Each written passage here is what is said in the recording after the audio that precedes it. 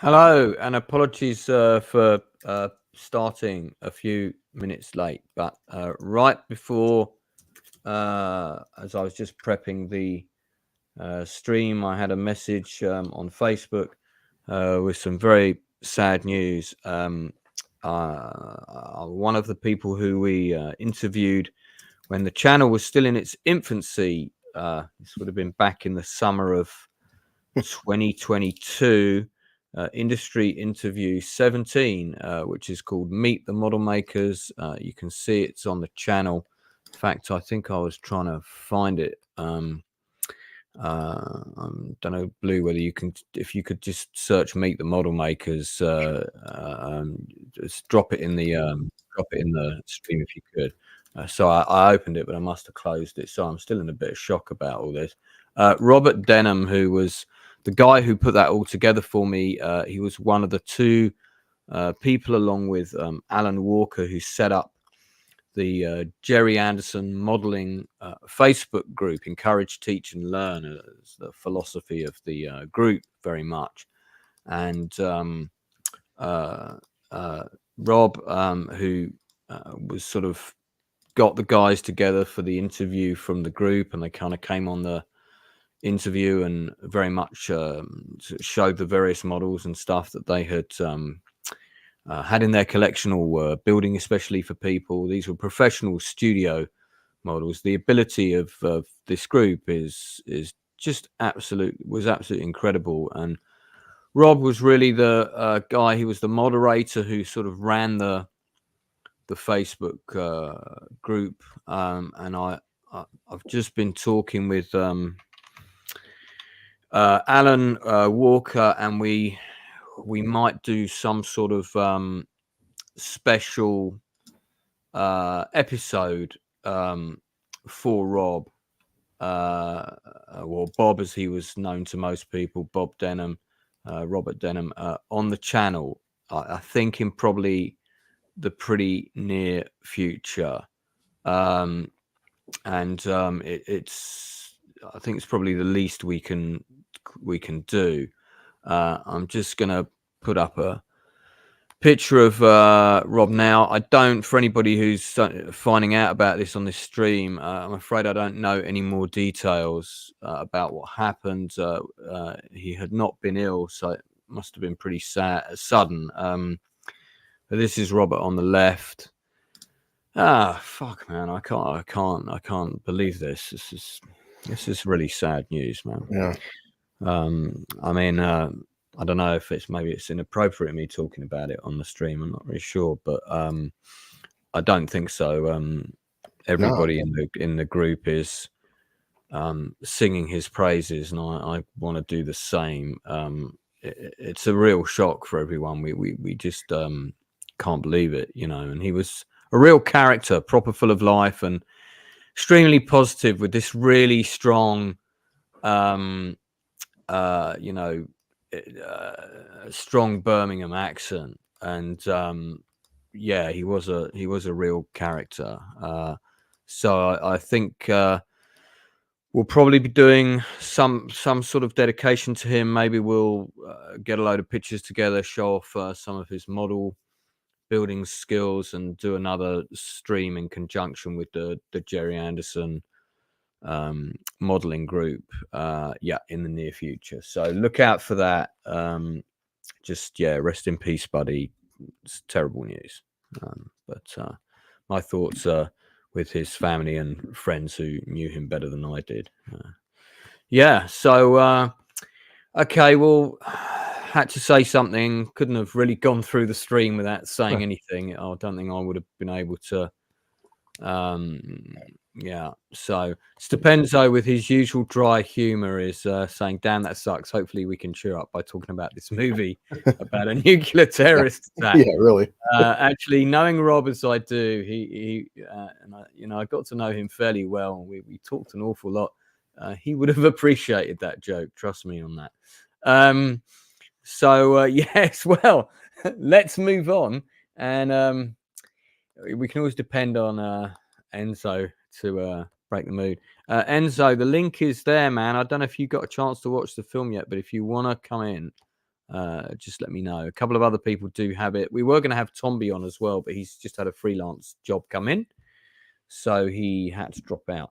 Now, if you haven't seen Special Bulletin, it is the first feature film by Ed Zwick, director Edward Zwick, whose autobiography I have just read.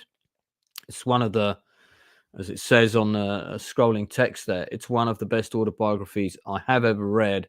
That's not nonsense. It's a really, really, really good book that I can't praise enough. It's really insightful, especially for someone who works in the industry like myself. It's interesting to read someone like Ed Zwick, who's got an amazing body of work. Last Samurai, Glory, Special Bulletin, the television series 30 something, Blood Diamond, to name but a few of his films, Legends of the Fall and so on, to sometimes talk about himself in a very negative context and occasionally perceive himself as a failure. And much of this is to do with the projects that never happened, of which there are literally dozens. I've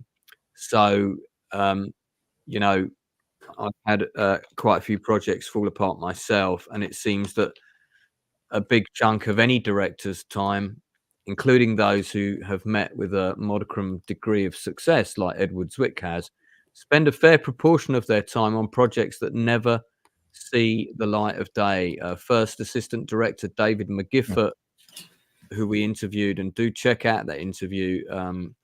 It's a really good interview. Said exactly the same thing, that he'd been booked for 3 times as many jobs for films that then fell apart with days to go because the financing collapsed, than actual films that he's worked on. And this is a man who's worked on some 300 movies or whatever.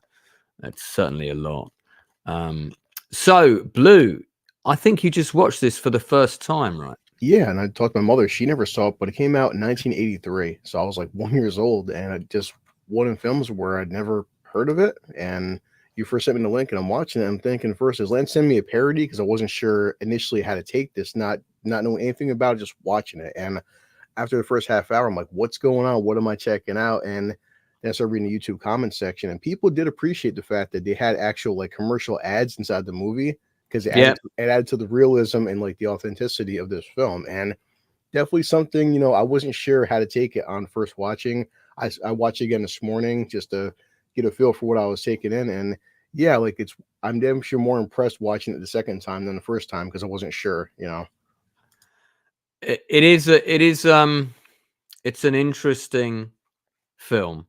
For anyone who hasn't seen it, we are going to do some spoilers, but I'll try and announce them before I speak about them. But the basic idea is it's the same as the what inspired Ed Zwick to do this movie was the Orson Welles radio broadcast of aliens invading America. And of course, this is in the early 80s. The Cold War was at its height, the nuclear arms race and so on.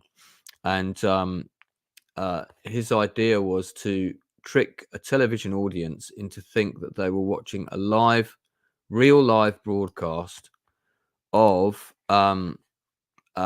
terrorists having taken over a boat in Charleston Harbor and saying that they've got a nuclear bomb on board, which they're threatening to detonate unless the first step towards nuclear disarmament is taken by their government. I'll play the first few, sort of the intro section of this, because what it does is it sets up this fictional television station called RBS. And it's got that kind of, those kind of credits and everything very much in sync with that time, which is what they were trying to emulate with the production. I'm not playing the sound here for copyright reasons. And, talking about the various shows they've got coming up. And then suddenly it's interrupted by a special bulletin with the main announcer, their main broadcaster, Susan Myers, I think the character name is. And this actress, by the way, everybody's an actor in this show, but they deliberately cast everybody that they cast at the time that they cast them was either an unknown to television or primarily had worked in theatre. So you didn't have actors in this show that people are going to go, oh, there's that guy from that thing. This isn't real. Ed Zwick very much wanted to trick the audience into watching, thinking they were watching a real news broadcast.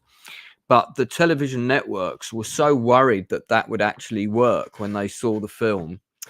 I think after a lot of legal wrangling, it was insisted that there had to be a disclaimer at the front of the film and on every advert break stating that this was a work of fiction and not a real broadcast. And despite that, some people still believed it was real.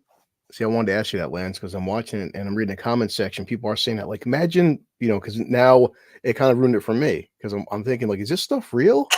Because I couldn't tell. And then I've sent the link out to several people and I've just said, just watch it. And I don't really want them to know much about it. Yeah. But I mean, how convincing did you find it? Well, in terms of like the authenticity. Oh yeah. Well, Kill Me was a stupid disclaimer. See, that's the thing. If they didn't put the disclaimer, I'm watching thinking like it felt so authentic. Like, am I watching a real news broadcast and the actors are playing it up like this is like a real 1980s news, news anchors, and like, they do the whole, hey, special bulletin. We interrupt this special bulletin for something that's happening right now, this live breaking news, and it's so, yeah, it felt like a modern day War of the Worlds. And those stupid disclaimers, I get that's the thing. It felt so authentic that I guess they had to put them in there. But like, man, I wish they didn't. It would have made a different experience. So the script was co-written by Marshall Herskovitz, who Zwick went to film school with, if you read his biography. And I'm going to drop the link for Special Bulletin in the stream. There it is. It's also, I think, already embedded in the text below. And you should definitely also check out Ed Zwick's autobiography, which is, I've got it here, actually. I should have it within arm's length so I can show you guys. I think it's in the spare room for actors to read when they come round. But yeah, okay. I'll grab it in a sec. But it's a really, really, really good book. And until I got that biography, I had seen this film. I'd liked this film so much. I made my art teacher, my film teacher, show it to my entire course at college. And I forced him to show it to students because we were allowed to recommend a film for the course to watch, and this was mine. But the problem was I had like this I can't remember if it's a 90-minute VHS videotape or if it was 100 minutes or something, but it was about 10 minutes too short. So the tape ran out 10 minutes before the end of the movie. So it ran out just as the Nest team was boarding the ship, and we're joined by Stupenzo now. I'm going to bring him in. How are you, bud? Oh, sorry. I was smoking something. How are you doing? I just got done watching this movie. Continue telling your story. You watched it 5 times the speed. Yeah. So, well, my funnily enough, I mean, my teacher at college, because he made us all watch Citizen Kane, which of course is an amazing film. Yeah. But when you're an 18-year-old wannabe filmmaker, you want to sort of like make the next Raiders of the Lost Ark. You're not really thinking about making the next Citizen Kane. Yeah. And I saw this film and I thought it was so convincing, but I had no idea who directed it because my tape ended before the movie finished, so I had no credits, and of course there was no IMDb back then. There wasn't the internet back then. No, there was nothing, so I couldn't just look up to see who directed it. So I had this film in my collection for a really long time with the last 10-15 minutes missing. Eventually a friend of mine said he had it, and I went around his house and I watched the ending. But back then, again, you didn't really look at who directed stuff necessarily. Yeah, true. and I think also we turned it off before the proper credits rolled. Once it kind of moved on to the next bit of news and we saw credits start to come up, we were like, yeah, we switched it off. So it never landed in my head that this was an Ed Zwick movie. When you think it's like his first feature film, I think it's an amazing film debut, especially in '83. Extremely inventive. Did you guys spot the young Michael Madsen in the cast? I spotted several people, especially Palmer. Yeah, Palmer's the bad guy. I thought it was kind of reminded me of like Steven Spielberg's Duel. Like that was another really good made-for-TV movie that was just like, who is this guy? You know, who made this? What is going on? Also, early, we were talking about Blair Witch the other day, and I was like describing all about how, you know, my experience watching Blair Witch Project and how this kind of was like, this movie's kind of very similar, except it didn't have a theatrical run. But this would have been even back then. That was early internet, and so many people remember they had to put out disclaimers. People thought this was actual real footage, like those kids actually were killed by some mysterious. You guys want to know how I found out the Blair Witch wasn't real? Blair, the actors won. They won the MTV Movie Award for Best Movie. The 3 actors showed up and accepted the award. I was like, what the hell? They're alive? I felt so betrayed and lied to. But you weren't the only one, though. That's the thing. Yeah. I think what's really interesting about this film is I think the only actor I recognized when I watched it at the time, as Stepenzo just mentioned, was our man who played Palmer from The Thing, actor David McLennon, who plays Bruce Lyman. There's loads of actors in it that I've seen in loads of other things since. And then there's a number of actors who are right at the beginning of their career, like Michael Madsen, who literally have like one line as an extra. Hey, he's a nut. I stayed with him in prison. He's a nut. That bit. But it's so let's just talk through the story a little bit more, and I'll try and prefix any major spoilers. But the outline of the show. Good to see you, Mr. Douglas. Thank you for popping in. Is that there's a television news reporter called Steve. I'm trying to remember the character's surname now. Who is reporting on a dock strike. And while he's at the dock strike, some Coast Guardsmen turn up to investigate a tugboat that's presumably not supposed to be there in the harbor, or is tied up without permission. And the reporter is live on the scene when that happens. So let's just have a quick look at that clip. You want to play that? Yeah, just don't want to end it. Go. Were covering a dock worker strike. Instead, they found themselves in the midst of a gunfight. What the hell is going on here?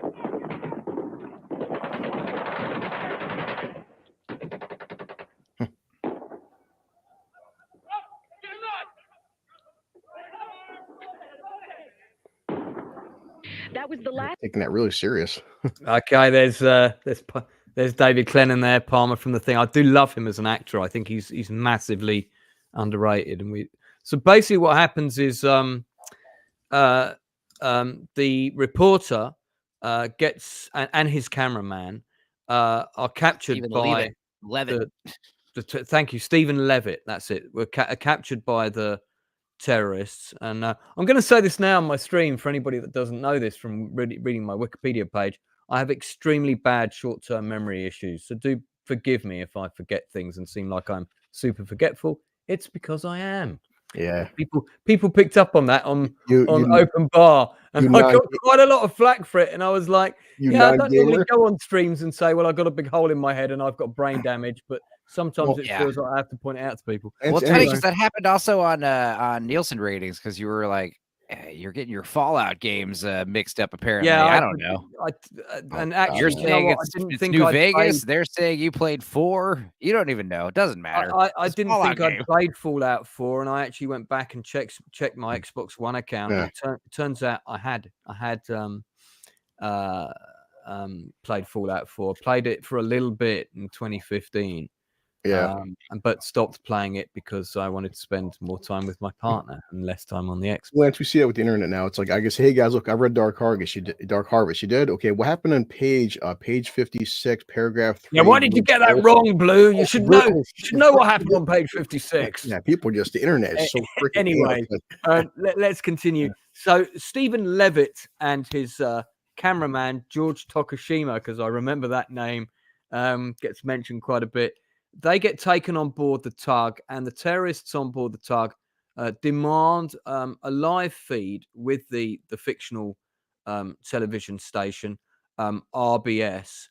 And as a result of that, could we go to 8:54? To my knowledge, if I skip through like take. this, I've seen other people do this, like Adam and Enzo's done this. If you skip through, they seem to kind of not nail you. Yeah, well, I mean, the listen, movie's allowed on YouTube. I've done that on Bridge Too Far, and I got proper splattered. Oh, but Jesus. we'll see. Right. All right. So what you said, The version I watched this movie on YouTube. No, it's on YouTube. Yeah, it's on YouTube. Sure. And I think it's been put on YouTube so everyone can see it. Yeah, just go to 8:54, please. Sure. Or 50. 8:50 will do. About, So Steven's in the boat. There you go. Extraordinary You've got- firefight that broke out between Yes, we Coast were Guardsmen able to and the see crew that aboard this amazing ship. footage. During the Mr. course Levitt, of that can you tell us- firefight, we were taken hostage and are now being held along with 2 Coast Guardsmen whom I believe you can see them behind me. Susan Miles here. Yes. Are there any I like how he's injuries dressed for the them? same as Susan, Palmer, no. too. There are no injuries aboard the ship. Everybody here is fine. Can you tell us who this group is and what their demands are? I can tell you that the leader of the group is Dr. Bruce Lyman. With him are Dr. David McLennon, I believe. That's good. Okay. All right. All right, so let's pause it there.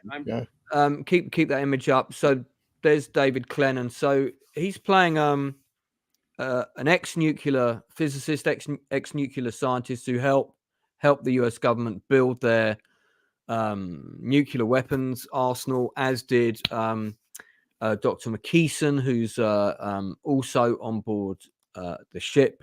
He's played by another excellent actor, David Rash, who some people may remember as one of the corrupt cops in the film with Tom Selleck, where he goes to prison.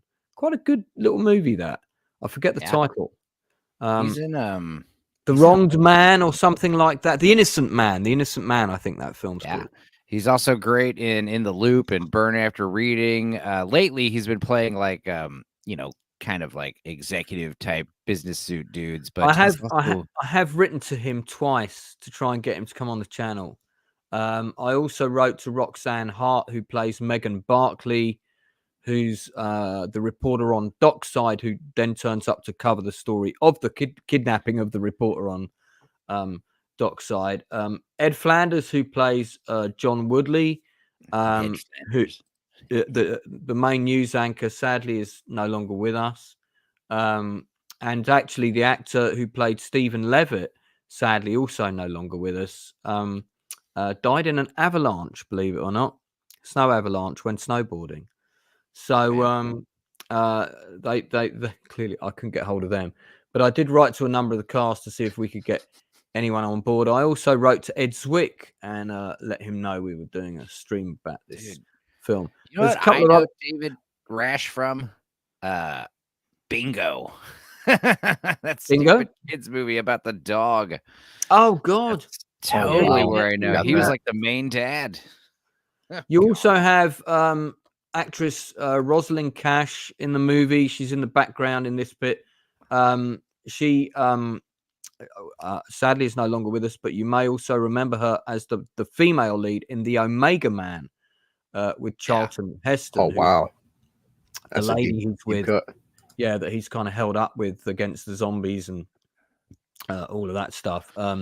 She also was in The Adventures of Buckaroo Banzai, and Lois and Clark and French Prince of Bel-Air, and various other television appearances and so on. So what you have is a group of basically American citizens turned terrorists. They've built a nuclear bomb, or they claim to have built a nuclear bomb, which is on board this ship, and their demands are that they want 20 detonators to be taken out from, I think it's 20 American nuclear submarines.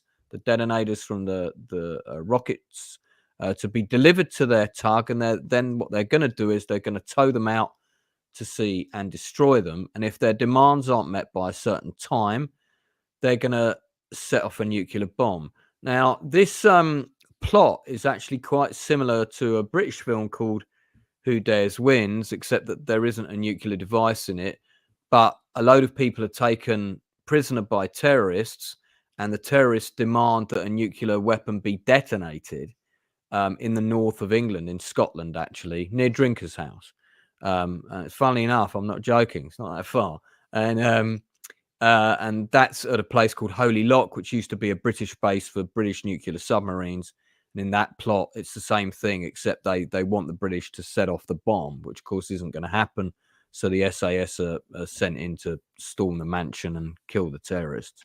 So here it's all told through the news media's portrayal of these events, through the reporter and through the anchors who are reporting on the television story, on the narrative. And it's about how that narrative can be manipulated or shaped according to the studio's agenda, even when there's a live feed to everything that's going on.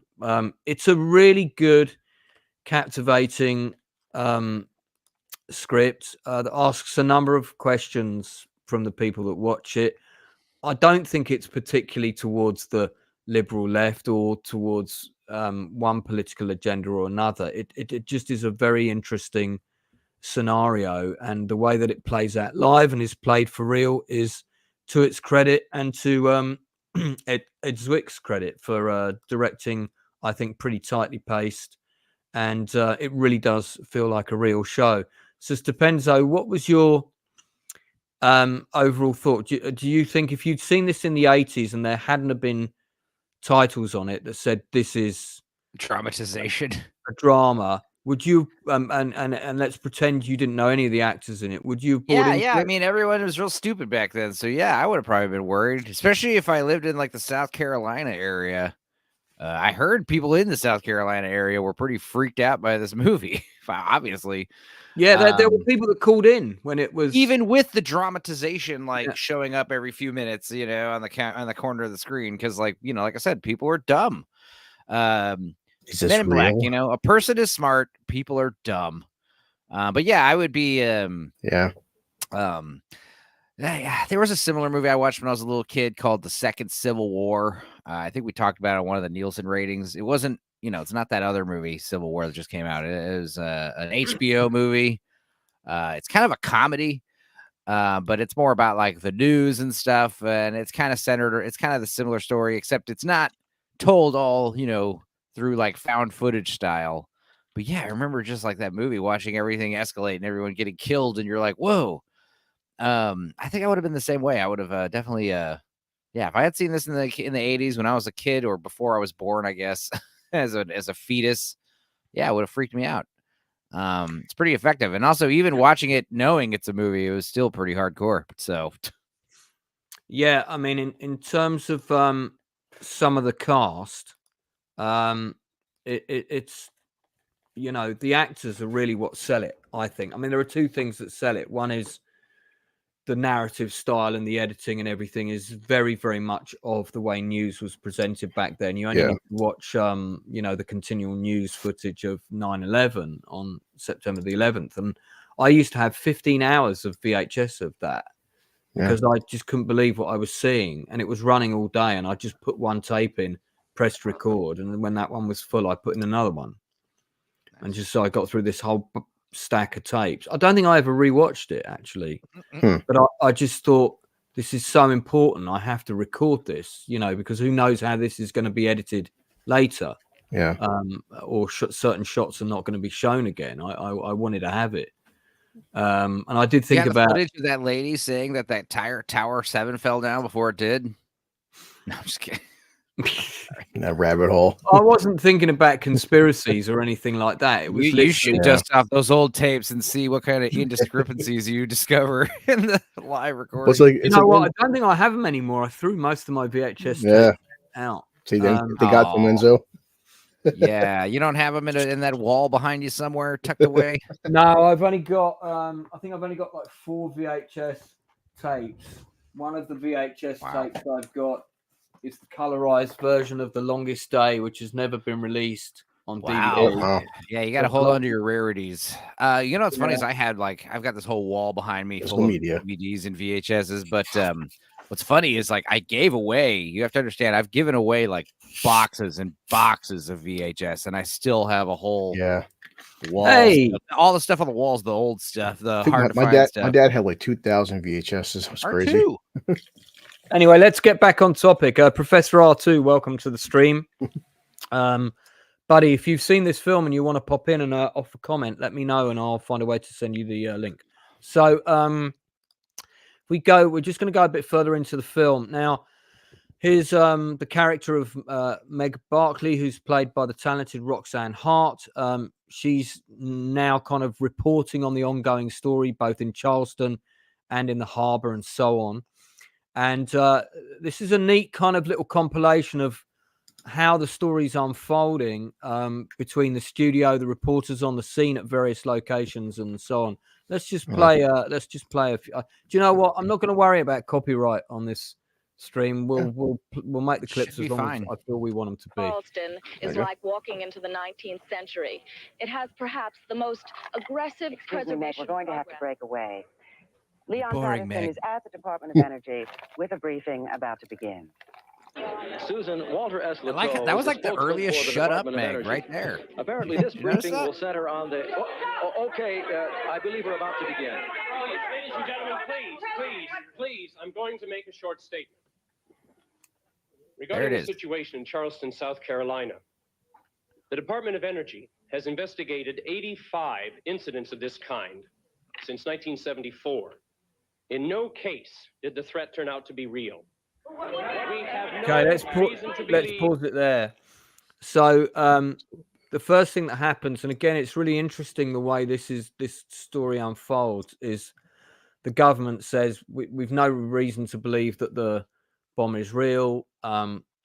We don't think that the threat is plausible, and you know, when the terrorists hear this news, they get quite upset. So they demand the live feed to be put back to the studio. If we go to 2150 on the clock, just go a little bit further forward, they're reconnected to the studio, and David McKeeson and his colleague Bruce Lyman, who are the two sort of terrorist leaders, demand airtime. And actually,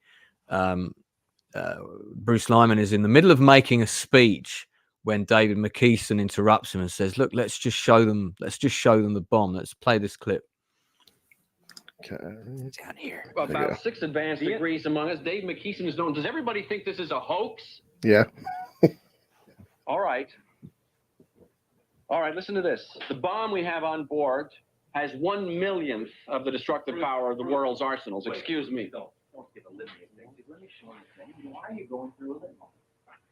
Rabble. Russia and the United States can destroy 1,000,000 Charlestons. Where in God's name did they get all of that destructive power? Our aim is to stop it from being used. Persuasion has failed. Guilt has failed. Religion has failed. What else is there for us to do? They've heard the facts. I spent years designing those weapons for the Pentagon. I had my counterparts in the Soviet Union. Do you think we ever once considered the reality of the situation? Do you think the counterforce expresses the reality? These guys are like terrorists with a heart of gold. You know, Yeah. trying to persuade us to stop blowing each other up by blowing us up. Yeah. Kind of So silly. this is where he pause it there for a sec. This is where he says, let's show them, and he goes to show them the bomb. What I think is really great about these actors, and you can tell that they come from a solid theatre background, is although Daryl, nuke them and take off, nuke the entire site from orbit. You can tell that Ed Zwick gave them a bit of freedom around the script, because the way that guy interrupts and the dialogue and the way David McLennon tries to move the camera out of shot. Don't focus on that madman. Focus on this madman. It's very well done. It feels very naturalistic, and I think that just adds to the realism of what he was trying to create. Play the next bit for a little bit. Yeah, it's like the whole theme of Oppenheimer, man. Like, what have you done now? I'm working up a program on this, and pretty soon you can. I wear the just run it on glasses the because I'm computer, the smart one. and it'll pretty well predict what people will do. So, but right now, let me just show you. You have enough light? Is there? Can you George? I definitely prefer it just- when my terrorists are like, just random foreigners who want death to America. That's better motivation as opposed to like, we're trying to save you, you silly idiots. This is it. Now, this is an implosion device. Right, freeze it there. So he basically goes through the bomb, and he also at this point in the film, he mentions that, don't try and storm us and take this from us, because that won't work, or words to that effect. Got fail safes. But there's also a really funny improv line, and I can tell it's improv, where he says, don't try and bribe me and send me money and give me computers and all of that kind of stuff. I've got that kind of stuff. First thing that popped in my head was someone going to come running up to the ship and offer him an Atari 2600 with the God. Space Invaders game to maybe try. We'll give you the Nintendo Entertainment System before it comes out. You get to play Mario 3 before it releases. That was a Wizard callback. Remember that dumb movie? Getting copies of E.T. That would really make you want to blow a place up. We are going to get into the ending of the film, and I will pre-warn you, because we will be doing some spoilers to a degree there. But again, the whole film is on YouTube. It is a good watch. I highly recommend it. I personally, although obviously there's an anti-nuclear deterrent sentiment within the film, I personally don't feel that as a message is like rammed down your throat in a kind of, you've got to think like this. There were a ton of 80s movies that were all about nuclear war. The Day After, Superman and 4 war was. games, Threads. You British people had Threads. I'm going to do a Day After Thread special. That's going to be a cheerful story. I love The Day After, We man. actually made the That was a bet- movie I saw when I was a kid that freaked me out. I was like, what? Did you see Threads? Because Threads is way I saw stronger. Threads when I was older. Yeah, we had a Day After out here in the States. Well, That was wasn't Jason wasn't so on the nose. We actually made the villain of Superman 4 Nuclear Man. Yeah. Right. Yeah, that was another thing. But what were the other movies? There was a bunch of them. There was China Syndrome was like the first, I think. The Testament. When the wind blows. When the wind blows. Ground Zero. Rules of Engagement. Barefoot Anime. Hell yeah, that was games. There's a movie called Whoops Apocalypse. Yeah, I saw that. I saw that at the cinema. It's a TV series. I want to see this. Whoops Apocalypse. Whoops Apocalypse was made by the Comic Strip Presents. That's a sitcom. Boo. All right. Well, no, it wasn't a sitcom. It was an actual movie. It was like a parody of how nuclear war might start. It's like a comedy. Sweet. So think of it as like Failsafe. Yeah, Dan Candy. Spies Like Us. Yeah, Failsafe I've actually got on DVD somewhere. That's really kind of that's another one that feels very real. Yeah. And Situation Room, I think, might be another one. Yeah, this is a very, very, very, very good movie. So working through the plot, gradually what happens is sort of more information comes out. Now, one of the things that's revealed fairly early on by the media, because of course they immediately do background, that there's a section of the film where they do background research on the terrorists. Yeah. And they're telling us more about them. So if we go to 26:42 on the clock there, it's really good what they did. They shot all this kind of background footage, these kind of miniature scenes within scenes, cutting to kind of earlier interviews or incidents where some of these people had been caught on camera, either at rallies or whether they were doing stuff where they were talking to the government. And there's a bit of information about some of the terrorists here. The way it's cut together is so real. It's really clever. Let's just play a bit here. Yeah. Dr. Lyman, you are saying the yield will be greater? 1977. Senator, I'm saying neutron weapon has a greater short-term yield. How much does he look like Oppenheimer there? Lyman was Yeah. instrumental in the eventual decision to build Yeah. the neutron bomb. Look at that. Then in 1978, for reasons unknown, he left the Pentagon. The neutron Soon bomb. after, he began to affiliate himself with anti-nuclear causes. In the history of mankind. Right. I was so hoping he'd be all long hair. let's freeze it there. Like, Yeah. Say that again. Sorry, Enzo. I was saying, I was hoping right here it'd cut to him in 1978. And he's all dressed all hippie, you know, like long hair and like a poncho, you know. Do you Dude. think the foxy Asian reporter was the inspiration for Trisha Takanawa on Family Guy? Maybe. I mean, I feel like every news reporter, news station had one, you know, a foxy Asian reporter they'd cut to. And they were always like the on the scene lady, too. It was weird. So these are other bits of footage of Bruce Lyman's character that kind of gradually build a picture of how he, I guess, became what you would call a peace activist. And one of the things that comes out later is that one of the Coast Guardsmen has died, who was caught in the gun battle. So let's go to 3044, please. Okay. And Let's get through. that changes everything now, because whether the nuclear threat on board the ship is real or not, now these people are going to be charged for murder. Let's just play this for a second. Harris was hit twice, once in the shoulder and once in the head, and never regained consciousness. Of the other two Coast Guard personnel, William Joseph Gregson is in stable condition, and Lyle Freeman has been released with minor injuries. Susan, it's very hard to escape the feeling right now that the ante has been upped considerably by this tragedy. Even if the situation is brought under control, these people on board that ship now will stand trial for murder. I wonder if this will have any impact on their intentions. Maybe Steve Levitt can shed some light on this. Okay, let's freeze there. So they cut to the ship to get the reactions of the people on board the ship, and actually everybody's really upset. Yeah.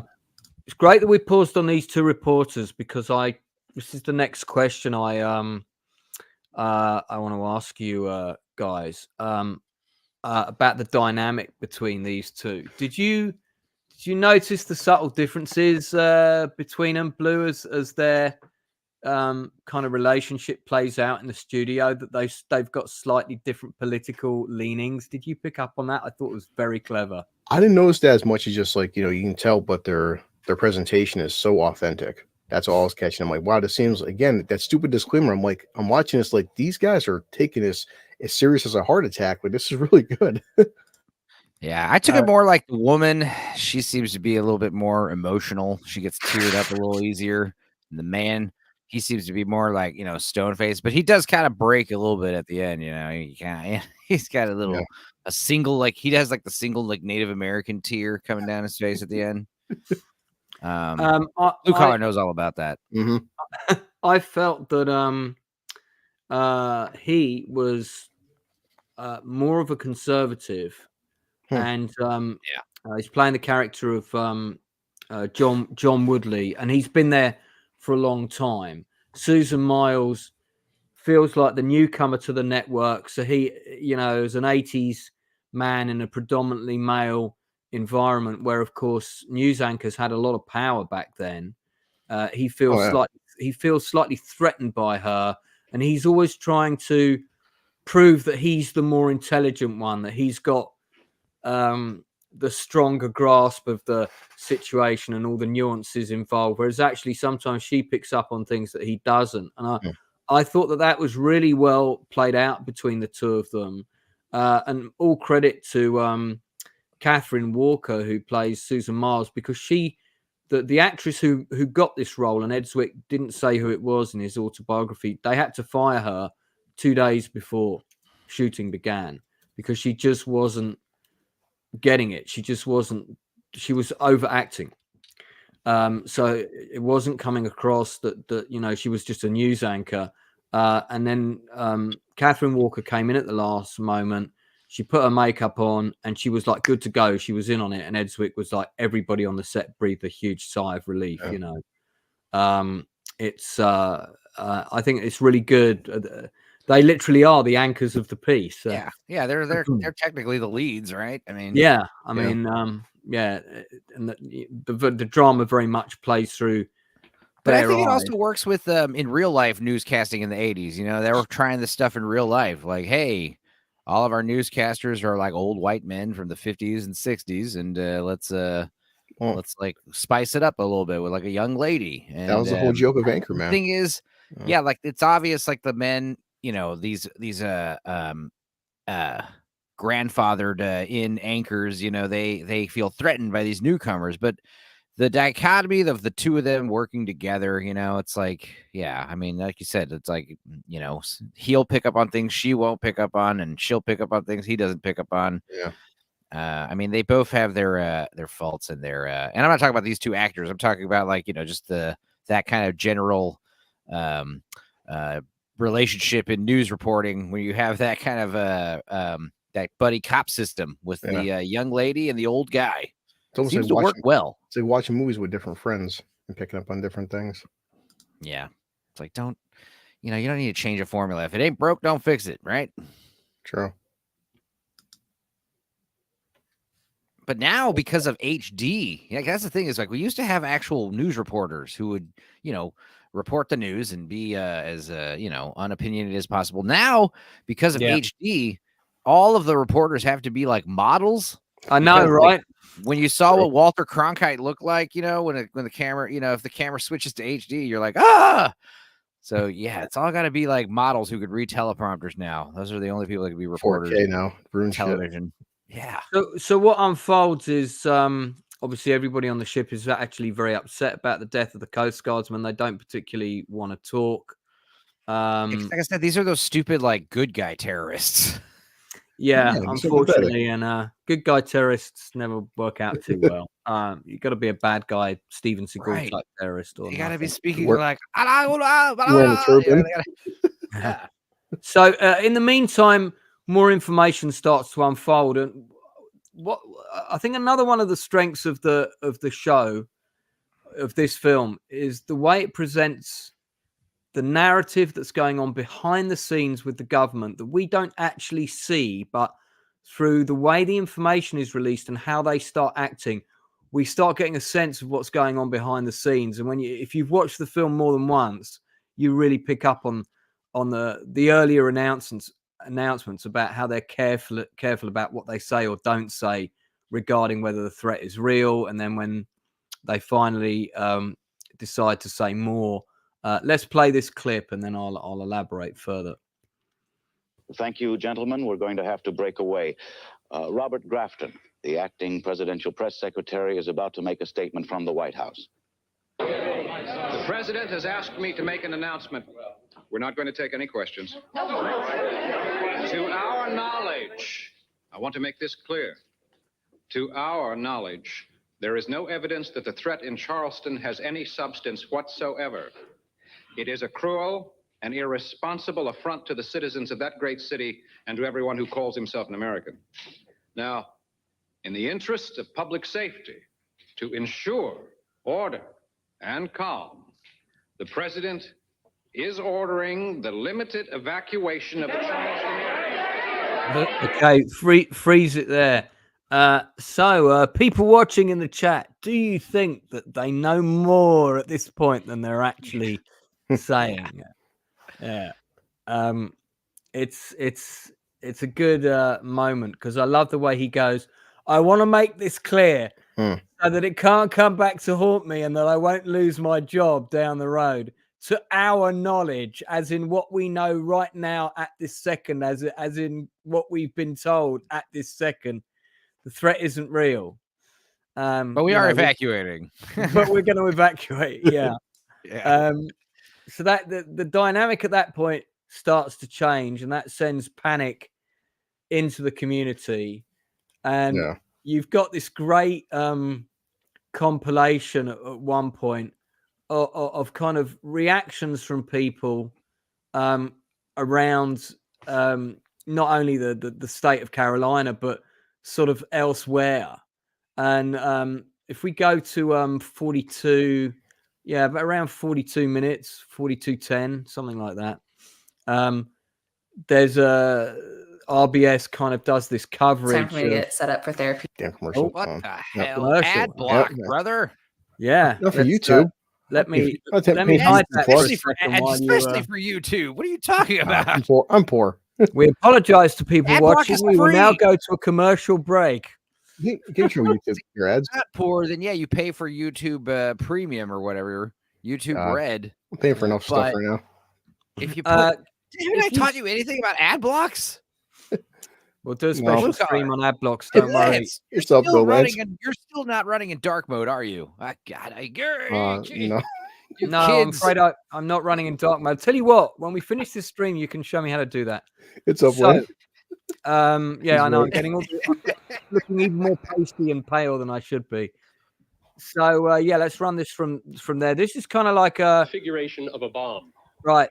So they've now admitted that Pictures there's a that came in bomb. soon after the astounding live coverage as a city was plunged into chaos. Evacuate your homes safely and as quickly as possible. Oh boy. The stuff does look real. Ma'am, we're evacuating this part of the city. If you get your valuables in your possession. A nightmare come true.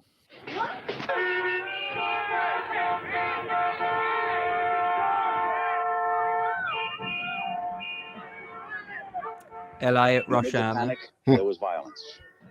One man shot another motorist who had rear-ended him. Looting was widespread as the city emptied out.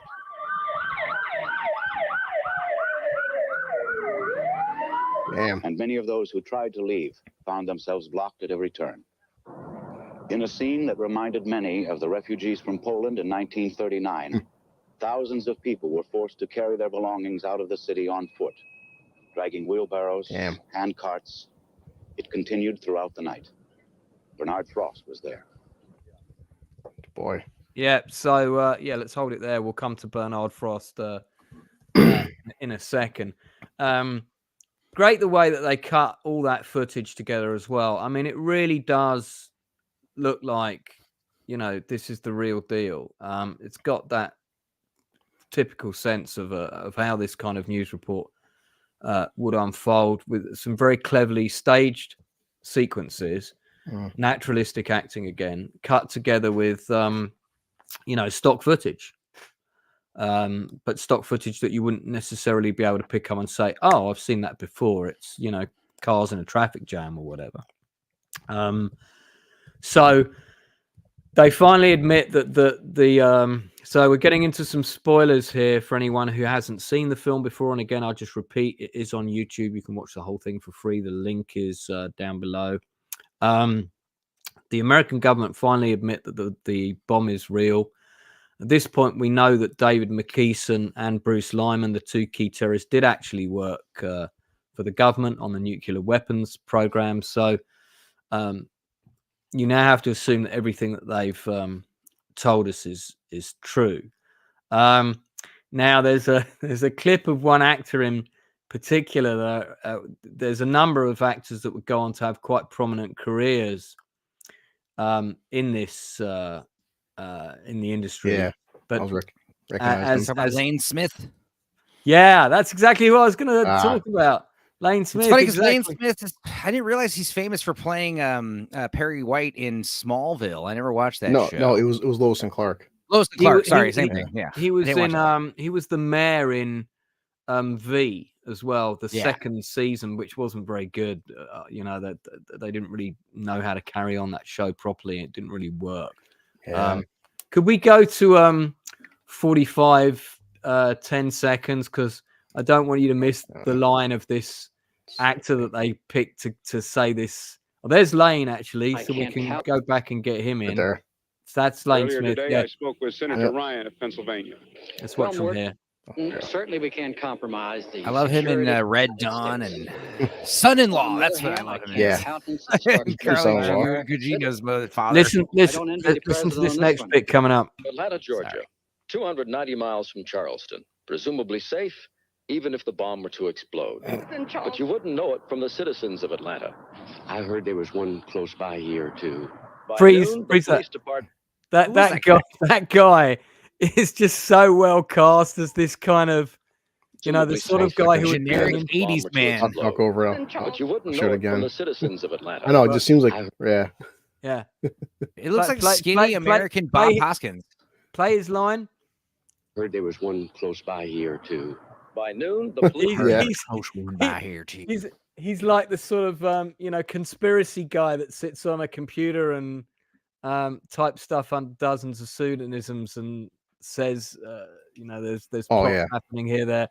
I just thought he was so well cast, but you can just imagine somebody saying that, because I don't know if you remember, but not long after 9/11, there was a plane flew into Spain's tallest building. It was a few months later, but it was like, and when it was reported on the news, it was just the headlines were plane flies into Spanish tallest building, and it was like, oh God, here we go again, and everybody was saying that on the street and in the shops. And when you finally got the full news report, it was a Cessna. The pilot had a heart attack, and he crashed into the building.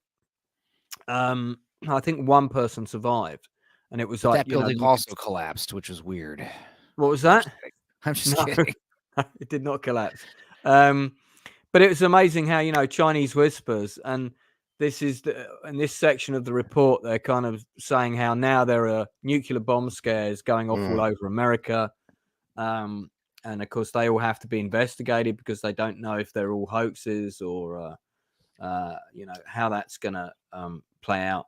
Another interesting thing they do in the film is go to 4720. Just cue that up, and then Stepenzo jump in. Well, the thing is, they're good terrorists, right? We've already established this. So, they would have gone on the news and be like, there are no other co-conspirators with us. If anyone's saying they got a bomb in some other bay, they're not affiliated with us. Whereas, if they were evil terrorists, they'd be like, we're not answering any questions. You're on your own. We're here to blow you up. We don't care. Yeah, but that's not to say that there couldn't be other radical groups out there that might also have a bomb. You never know. Of course. I was comparing these older films to nowadays, Enzo. Imagine that guy right there. He's like, oh yeah, I heard about the location, and I'm live streaming right now, and here's my blog, here's my podcast, here's my TikTok. Oh, right, yeah. I'll be live streaming the Charleston Bay all weekend until the bomb goes off. As soon as the mushroom cloud goes off, I want to live stream and show the heat on my phone. Yeah, so then we cut a bit further along, and again you're getting all these different narratives of things that are unfolding in the government, but it gets to the point as well where the news team have to come up with their own stuff to kind of fill the broadcast because there isn't constant new news coming in. Let's play this section of what might take place were the bomb to explode less than 17 hours from now. At ground zero, 0 hour, the fireball would begin. Its projected yield would be roughly equivalent to the bomb dropped on Hiroshima on August 6, 1945. Initial temperatures reach 10 million degrees. A heat pulse is traveling at the speed of light in all directions. Right. Even a mile away, someone standing in direct line of the blast would be instantly burned to death. I was coming around the corner. There was this beautiful light. Right. And then they cut to somebody talking about Nagasaki, I think. Was ahead of me. Hiroshima survivor, sorry. I turned the corner. It looks pretty. Let's pause it. Let's pause it there. So that lady is an actress, but she's quoting from another interview where a survivor actually said this. Okay. Yeah, I was gonna say she looks pretty good for surviving a nuclear blast a few decades ago. I think she talks about in this clip, she talks about a relative. 1 minute they were there, next minute they were gone. But that's something that I don't like. We talked about this with Fallout. That's something I don't like. How most movies, I think Terminator 2 and a couple other movies get it right, but most movies it's like, oh, you see the flash and it's just like a bright light. It's like if you can see the flash, it's like you're on fire. Everything is instantly engulfed in flames. Yeah, It's they terrifying. use terms like 10 million degrees Fahrenheit. Like, You don't even damn. realize what's happening. You're sitting here minding your own business, and all of a sudden everything's on fire. And you're like, what? You don't have time to notice there's a huge explosion going on over there a mile away. So the story progresses. Let's go to 108.10, please. One of the other things that happens in the story I won't show you is one of the terrorists, a guy called Jim Severs, kind of loses his shit, starts firing an Uzi machine gun out at the news helicopter. This is why I stopped shot. One point. Oh dear. Let's take this down again. YouTube, goddammit. Yeah. Well, there you go. You can expect 2 lots of adverts on Special Bulletin when you watch it on YouTube. The adverts in Special Bulletin and YouTube. Stop paying for Amazon. It's up, Lance. Yeah. So, but yeah, so he kind of just loses his shit. So there's a sense that the unity on board the ship is kind of unraveling slightly. I mean, Jim Severs is kind of the muscle. He's the guy on board the ship with the machine gun that hit one of the Coast Guardsmen and so on. Turns out he's got a record for bank robberies and stuff like this. So he's considered to be the crazy member of the group. But somebody else picks up on another bit of information about one of the terrorists. I don't think I've got the right clip for that yet. I think it's further along. But let's watch this bit. This is further on. If there's a message to be found, something about the resilience of the human spirit, this must be it. Bernard Frost, RBS News, at the Cali Junior High School. Some residents of Charleston have expressed a Excuse me, I'm being told that we're going back to the ship now, perhaps for a clarification as to whether Diane Silverman is giving herself up to the FBI. Steve Levitt. What? Our agreement says maximum dose demonstration. What am I doing? Throwing up my guts for 17 days. Yes, Susan. Susan, I'm sorry. It's very hard to hear you right now. Is Diane Silverman still speaking with the FBI? No, she's not. She's staying. I say we've been hearing some reports from Washington, hints that they may be moving toward a concession to Dr. Lyman's demand. Dr. Lyman, we are hearing hints from the government now that they are about to give in to your demands. Well, it's lovely the way the government drops hints. I want to hear something. I don't want to feed him. Pause it there. I like the fact that occasionally there's a bit of humor in it, but it doesn't feel too forced. It's like, yeah, that's so nice of the government to drop in, but we're having a really heated discussion right now. Yeah. Don't tell me about that right now. So in this clip, are you not going to show Michael Madsen? Well, Michael Madsen's got a cameo. I guess we can. Can 59 we get minutes? Look how young he looks. Or it's probably earlier for you. You're on a different time code. Hang on, let me have a look. No, yeah, it's not my 79. It's about no, I said 59, but it's probably going to be about a few minutes before that on your time. I don't know. Let me have a look. Oh God! Here, I'll just share my screen. Yeah, look at all the funny do that. Yeah, share your screen. Look how handsome he is. Let's play the clip. Yeah, let me see here. Evans was second loaded up. Oh yeah. Let me take that down. Here we go. There it is. Technology, guys. Look how amazing. I know, right?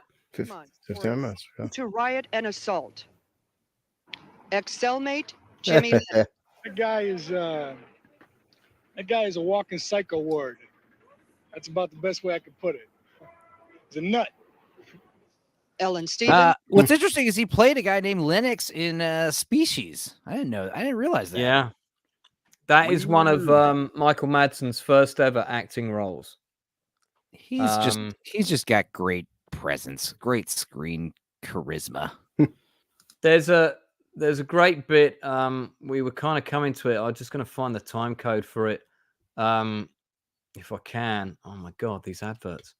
Where one guy says, "Yeah, there's going to the first hint that the government's caving into their demands supposedly is there's going to be an accommodation. There's going to be a settlement. That's all I'm going to say." And this guy is like so beyond slimy. It's he's the tip. I mean, I don't know who he is the actor, but I don't think I've seen him in anything else. But extremely well cast in that role. Do you know the clip that I mean, Enzo? No. I saw it just now. Anyway, well, look, let's not worry about it. But right, yeah. So I want to show you another clip, also with quite a well-known character actor. So we go to 1:13:00. Now at this point, because it's been confirmed that the nuclear threat is real, Meg Barkley, reporter on the scene, has been moved to the aircraft carrier. I think it's York. I think is it Yorktown? I think it's Yorktown in the movie. And at one point, somebody says to her from the studio, "So Meg, is that considered to be a safe distance from the nuclear blast if the bomb goes off?" And she's like, "No one will say, actually." So she doesn't know if she would survive. I don't want to hear no. Goes off, but that's the closest that she's allowed to be to the ship to continue covering the story.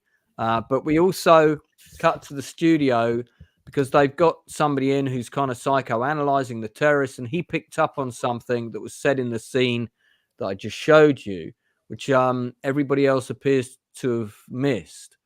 Let's play this clip. From the ship.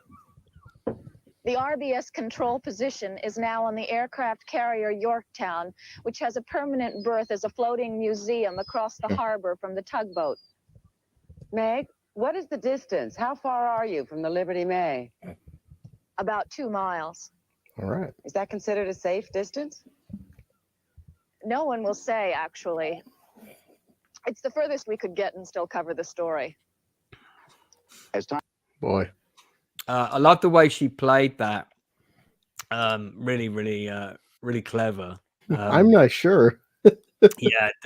And then she sort of quickly regains her professional stance. Did you notice she's also got the Michael J. Fox body warmer on from Back to the Future? Oh, wow. What are you wearing a life reserve for? Yeah, that's like the cover of the thumbnail. That's on the thumbnail. Yeah, that lady. Yeah. So if we play if you just go on to skip on about 20 seconds, Blue. Okay. 10, 20. That'll do. Okay, so this actor who's playing their studio guest, a bit like the guy who's come in on the Die Hard news studio, author of Hostage Terrorist Hostage. He's kind of like one of those guests.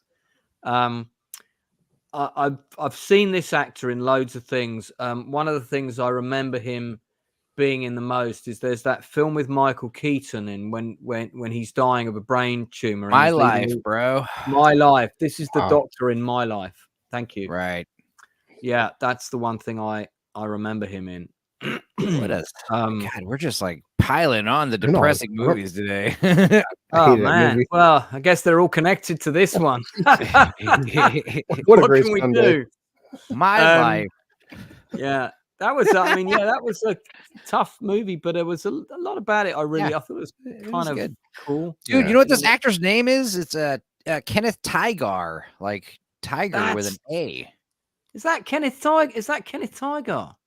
Yeah, he's in Oh yeah, it is. Theory, Lethal Weapon 3. Yeah. What else? I know him from something. It's because his main IMDb picture is he's really young in that picture. He's old. He's old in real life. Yeah, he's you can recognize him in that photo. He was all he did one episode of Billions fairly recently. He did one episode of the marvelous Mrs. Maisel. He played Heinrich Himmler in The Man in the High Castle, 15 eps. So you may have seen him in that. Thanks to the we had 11 people watching. There's 8 now.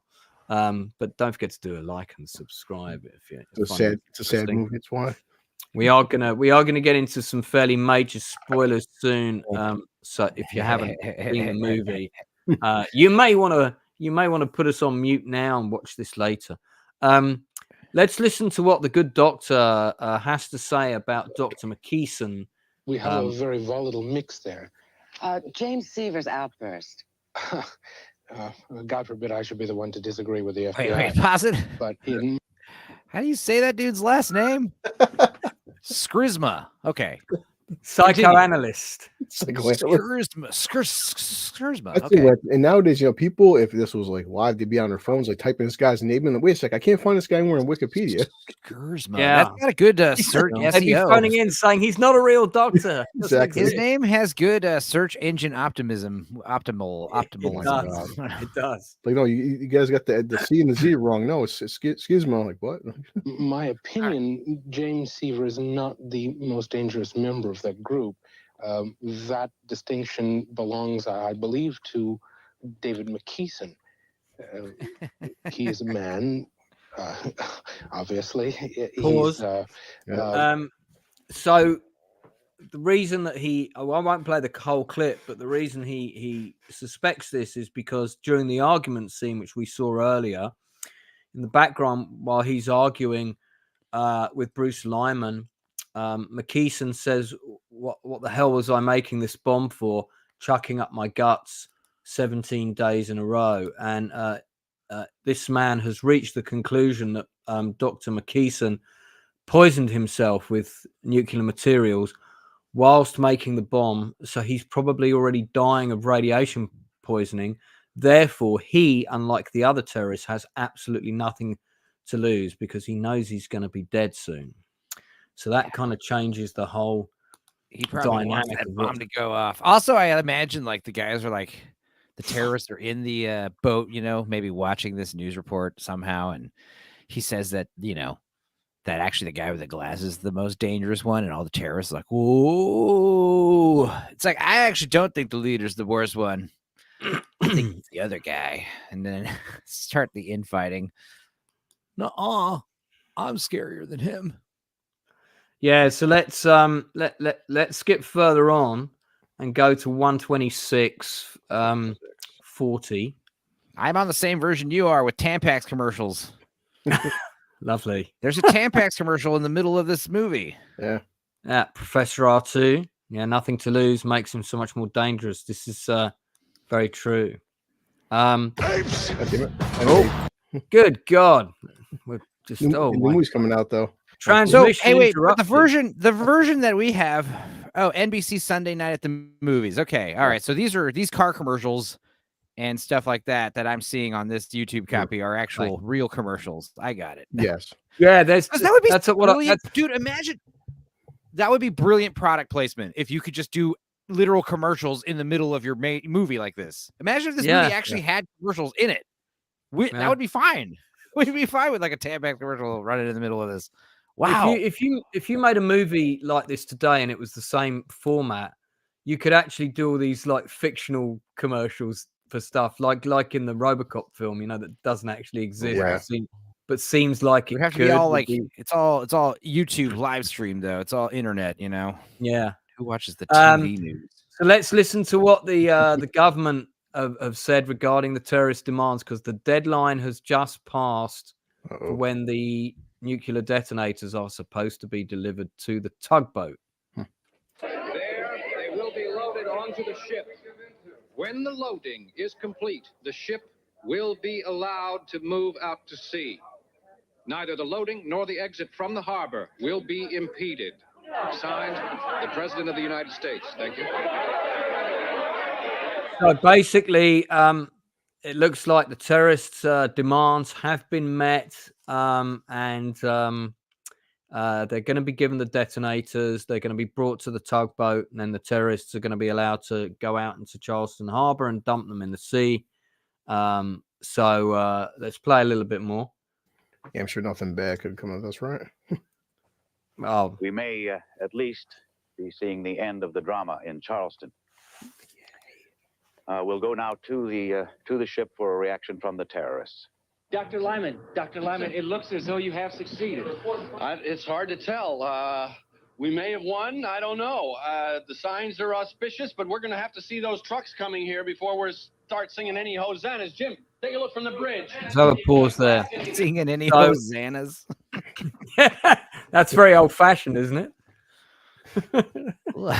Singing any hosannas. So it looks like the terrorists have got their demand. One of the terrorists says it doesn't matter whether the detonators are delivered to us or not now. We put our case before the American people, and because the government capitulated, we've won. We still so won. even if they don't give them to us. So it's funny, Jim Severs, who's the guy with the beanie on there, who's played by actor Ebby Rose Smith. If you look up his IMDb credits, one of his credits, he was in Brubaker, and I remember him in Brubaker. He's one of the nasty prisoners in Brubaker with Robert Redford, which is a great film that will be a good chew the fat episode, actually. But on Falling Down with Michael Douglas, he is Guy on Freeway. Okay. I'm trying to think which character that would be on. I think isn't it? Doesn't somebody get out of their car and harass Douglas when they're stuck in the traffic jam? I can't remember. It's been a while since I saw that. I remember the beginning of the movie when he's in the traffic jam and there's all those like colorful people in all the cars. Yeah, I don't know. I don't remember. He's probably one of them. Oh, in any event, so it looks like the terrorists might have cause to celebrate because, as we know, the United States government always gives in to that sort of thing. Of course they do. Sure. And I'm saying that sarcastically before anyone puts in the comments, what? I'm going to have to caveat every. You call Drinker a moron? Oh my God! I mean, you really think that's? I called him a moron here. Yeah. Okay. All right. Yeah. So anyway, we're gonna go further forward a bit, and one of the bits that then happens is so some trucks turn up and they begin to unload, and there's a sense basically that things are going well. Let's go to 132:14. 32:14. I just had it right there. Let's see. Yeah, and for those people watching, if you haven't seen the film, we are going to get into some major spoilers now. So we are going to get from here on out. It's going to be spoilers all the way. But up until here, we haven't really given anything major away other than the scenario, the setup, really. So yeah, we're coming back to the main station. John Woodley. Now, I think we've skipped past this bit. So let me mention this now before we get towards the end. So earlier in the film, David McLennon commits an attack on RBS, a verbal attack. And what he basically says to him is he challenges John Woodley, and he says, at the end of the day, this is really all about ratings, isn't it, John? Because, of course, right now, you've got exclusive footage to our ship inside. You can talk to us at any time. And so if this isn't about ratings for you, why don't you cut the feed now? Let's see. And they go to their own television and they're looking at themselves in the TV. And he says, cut the feed now, give the footage to CBS, Fox networks, but you as RBS can stop transmitting. If you're telling me really, you're going to take the moral high ground with me. And that's a really interesting point, because of course, by giving the terrorists a feed, they're also deliberately giving them a voice to the nation, which is arguably, do you do that in that situation, even though they've got hostages and so on? But RBS conceded to that demand without discussing it with the government. This is very early on. I thought that scene was really interesting. Blue and Enzo, you want to have any thoughts on that scene before we go on? I don't want to show it because I'd rather people see it for themselves. Just everything you said can disagree with that. Enzo? Yeah. What Blue Collar said. I'm just kidding. Okay. All right. Let's move on then. Blue Collar mumbled. I second. Play the clip from here. The SLA shootout in '74. The Patty Hearst. Oh, hang on. No, pause. I think we've gone a bit too far. Let me go back. And at 132:19. Yeah, no, we've gone too far. Sorry. Let's go back to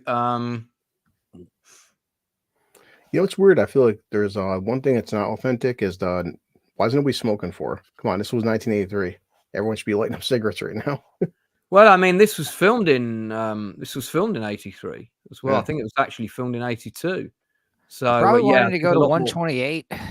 That's probably the part you're thinking of when the trucks are showing up. 127, please. Magic cursor here. Just got it. It's not magic, it's science. There you go, just right there. Right there. Yeah, that'll do. I'm going by the cursor. So while we're waiting, let's go back to the Capitol and Morton Saunders. After all, he was the one who went with the story before anyone else. Well, Mort, there he is. First the plutonium, Morton and now this. Sanders. Adding 1,000. Thank you, John. I want to name my son I Morton. can now say, now that the announcement has been made, the Danish that the name. government reached John, its I think I see the decision trucks. approximately 45 minutes. Yes, I definitely see the trucks. I'm seeing a convoy of trucks. So I that are like the beginning to way arrive this right is now. interrupted. We're going back Yeah. inside the ship for. We're gonna get our detonators. I'm gonna tell you when to John, it when really to seems to be pause. happening now. Let me see if I can get Dr. Lyman. What do you think of that, Dr. Steve? Lyman, What do you have to say to that, you think that the Steve? American 11, people are going to 8, 3/4? accept your tactics? Steve, I never wanted to explode that bomb. Dave, we did it. Do you We think that did the it. American people will accept your The tactics? suffering in the world is too dangerous, Steve. They'll accept it. I know they will. God, thank God. Excuse me. God bless the United States. Dr. McKeeson, do you believe now that the trucks are really... John, as you can see, The trucks are arriving at the dock Yeah, right he's now. You can probably see them he's if more you look skeptical out through about the what's window. what's trucks going are right. parking. Okay, there's a different shot coming up in a sec, but we'll Now they're unloading we'll some pause it there. boxes. Oh right, here. Pause.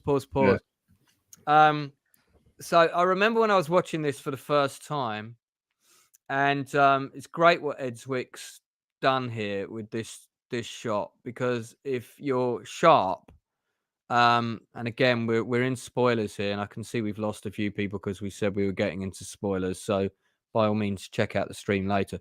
If you're smart and you look to the corner of the tugboat to the left side of the ship, you can actually see that there's something pulling up alongside it, very, very carefully. So let's play the clip from here. The official personnel, is there any military presence there at all? Anything like No, that? I can't see anybody right now. I'm looking in the monitor, and I can only see what you can see. But it does appear that they are proceeding as requested by the terrorists. Oh, look at that. Look at that. It's a great day. Great day. Great. The picture went out. Steve, what is going on here? What's going on? Yeah, so let's pause it there. So what happens at this point is that the feed is cut, so they can't see the Wonder why. television and everything. And of course, John Woodley begs innocence, and then as soon as a certain line is said, we kind of know that shit's going to happen. Let's play a bit more. I don't know what's going on. Come on. Maybe somebody stepped on the wire. Nobody stepped on the wire. George, Nobody doesn't have an stepped answer. on the wire. What's going on here? Step on the wire, George. Steve, I don't know what's going on.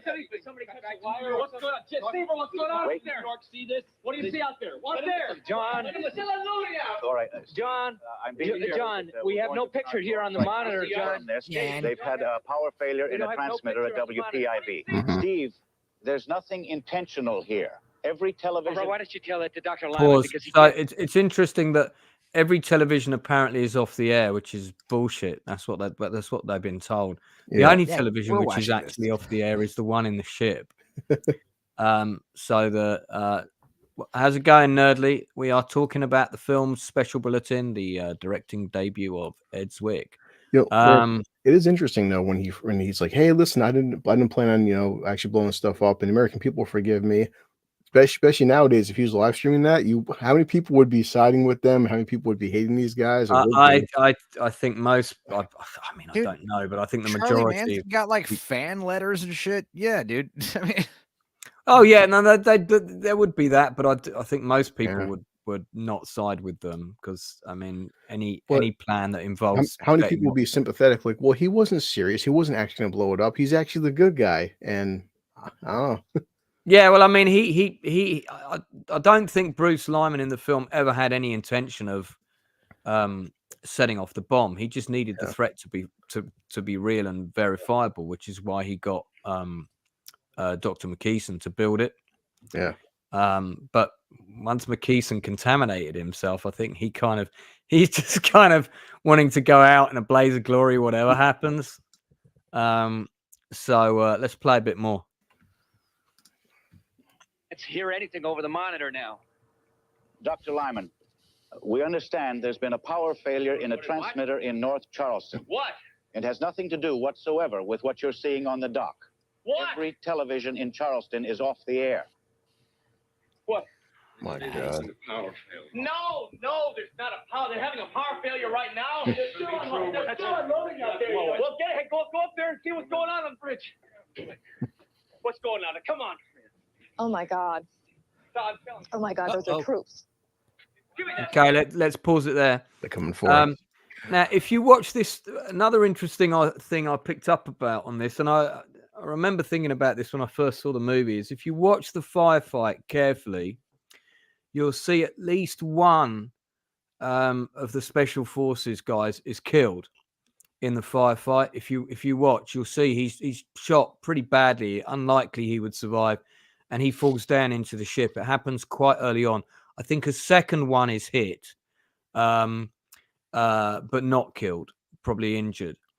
And it's very interesting because there's no report at all on the news bulletin about any soldiers getting hit in the attack. But I think that was very deliberate on the part of Zwick, that he wanted to show it, but not mention it in the report.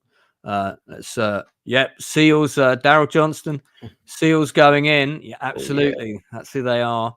Michael Bine, Bill Paxton, Charlie Sheen are on the boat. Oh, dude, we should watch that movie. We should. Do you know what? I saw that film at the cinema and I absolutely loved it. I mean, it's hokey, but I did really like it, and I like the music too. Directed by Louis Teague. Right. Let's play the clip. Give me that. Yeah. I love how you see the guy fall down? Yeah. The guy fall down. I love how on they got it. Oh no. Yeah. I love how, because it's filmed for television, like when you see the muzzle flashes, they kind of have little tracers that linger. Yeah. Yeah, you can see the guy who came in the door at the side there. I think he took a wound as well, because he reacted like he got shot. Yeah. Everyone dies, basically.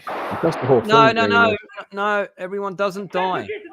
Right, so let's pause it. So in the attack, right, the only there are two terrorists that survive. McKeeson survives, and Frida Barton, who knows her shit, gets down and stays out of the firefight, and she's taken alive. This is why you don't want women on your terrorist group, because when the shit hits the fan, they're gonna just cower in fear. Yeah, so I don't want to.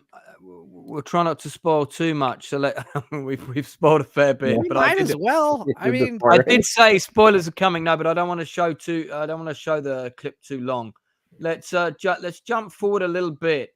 So if we go to 133.00, please.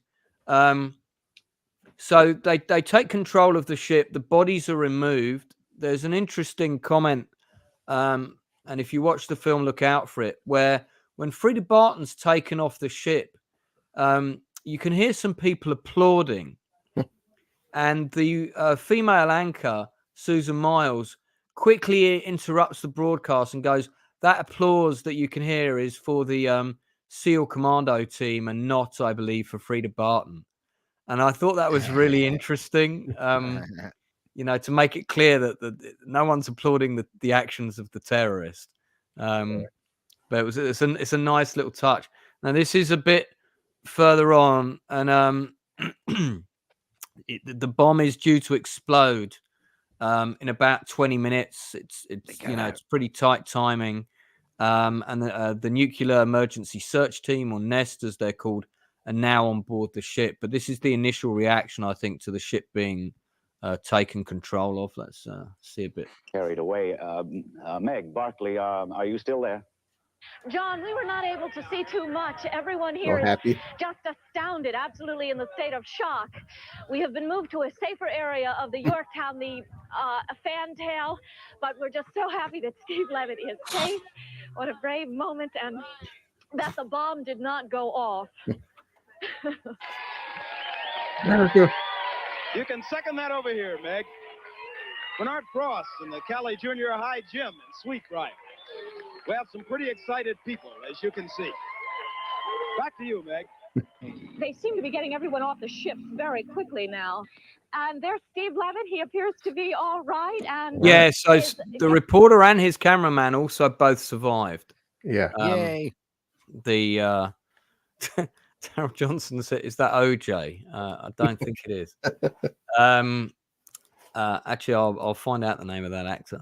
But yeah, so we get to they bring out the bodies, and Steve Levitt decides to stay on the scene. Let's find that bit with that applause thing. If you get to 1:34:50, I think you'll see it where Susan Miles says that line. So all the bodies are being taken out. Yeah. And then Frida Barton is then brought out and taken away to be questioned. There we go.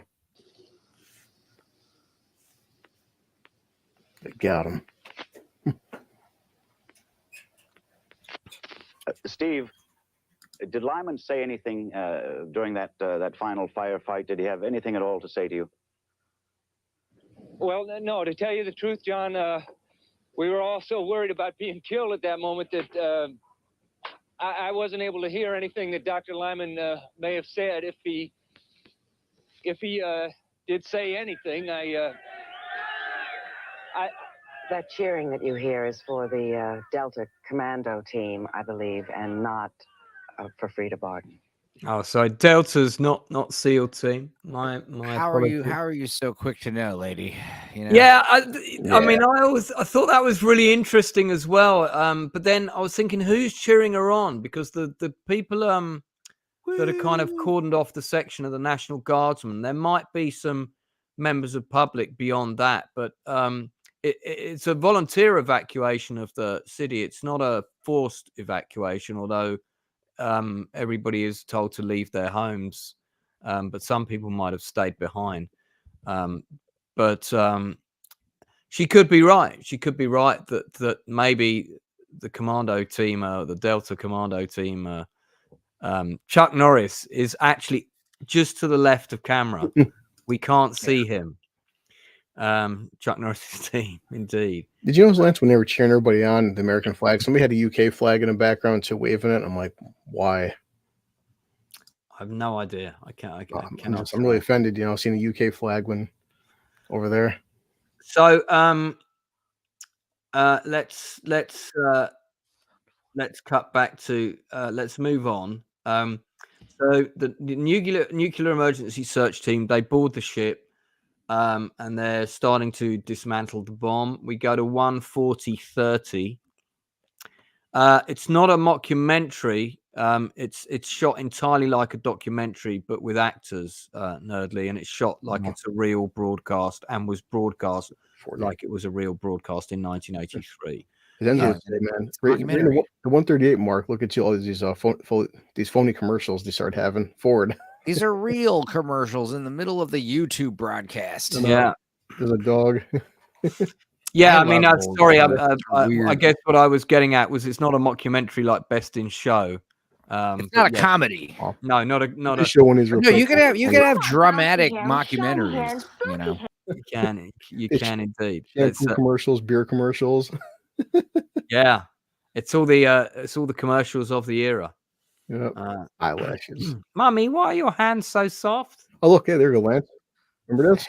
Oh, wow. They arrived as our friends. Yep. Oh, man, the original V was so good. It was funny too how they said, like, when they ripped that guy's face off, you see his like that makeup was an incredible makeup effect, man. In 1 week's And time. these matte painting effects were great as well. Yeah. That's the matte. Watch V instead. Let's turn this off and watch V. We can do a V stream soon because I'd love to do a V stream. Yeah, the only thing that was really naff in the early season was that alien baby when it came out, looked like a Muppet. Yeah. But yeah. Oh my god. But the laser effects for the time, you know, and the shots of the ships flying for the time were pretty good. The final battle starts next Sunday. Yeah. God damn it! Oh my god, we're still in commercial territory. What's going on? It's StreamYard commercial, so I support that. Now unpack their kimonos. V was great, Professor R2. V was. We're at 140.10, Lance. It was not broadcast on April Fools, no. Wow, I never thought of that. Okay, are we at the right place? I think so. You said 140.10, right? 140.30, please. Oh, yeah. Right there. Yeah, man, just can't get the staff. Okay, press play. Plan for securing the ship. It is now 20 minutes before 6. As you know, we've been standing by for the past 45 minutes, watching members of the nuclear emergency search team go on board, stabilize. Blue collar, it is 20 minutes before 6 for you. Determined that the anti-tamper devices That's were in weird. effect. Real time. Decided to disarm the bomb where it sits. I said before, and I will repeat, the attack on the terrorists was predicated on the total confidence that the nuclear emergency search team would be successful in disarming the anti-tamper devices on the bomb. Ladies and gentlemen, thank you very much. Freeze it there. So Ed Zwick was entirely inspired by the War of the Worlds broadcast, absolutely, and he says as much in his autobiography. Let's play a bit more. Yeah, I was going to mess up and look at my damn clock. It's 5:40 exactly. I'm sure this stream's going to get pulled. Is from the Nest camera that they brought on board the ship. Dr. Niels Johansen, the physicist from Princeton, has been kind enough to rejoin us to try and clarify some of what we're seeing. Dr. Johansen, a few moments ago on the dock, Stephen Levitt told us that the technicians had actually left the ship. Now it seems that that's not true. Mr. Woodley, disarming a bomb is the easiest thing in the world. It's equivalent to pulling a plug. The problem here is getting to the plug. Dr. McKeeson has set up so many fail-safe devices, so many anti-tamper devices, double-blind devices, that the experts have spent the last 35 minutes just trying to get through them. Okay. A mistake, well, that's not good. Any one of them could set off the bomb. Yeah, so let's freeze it there.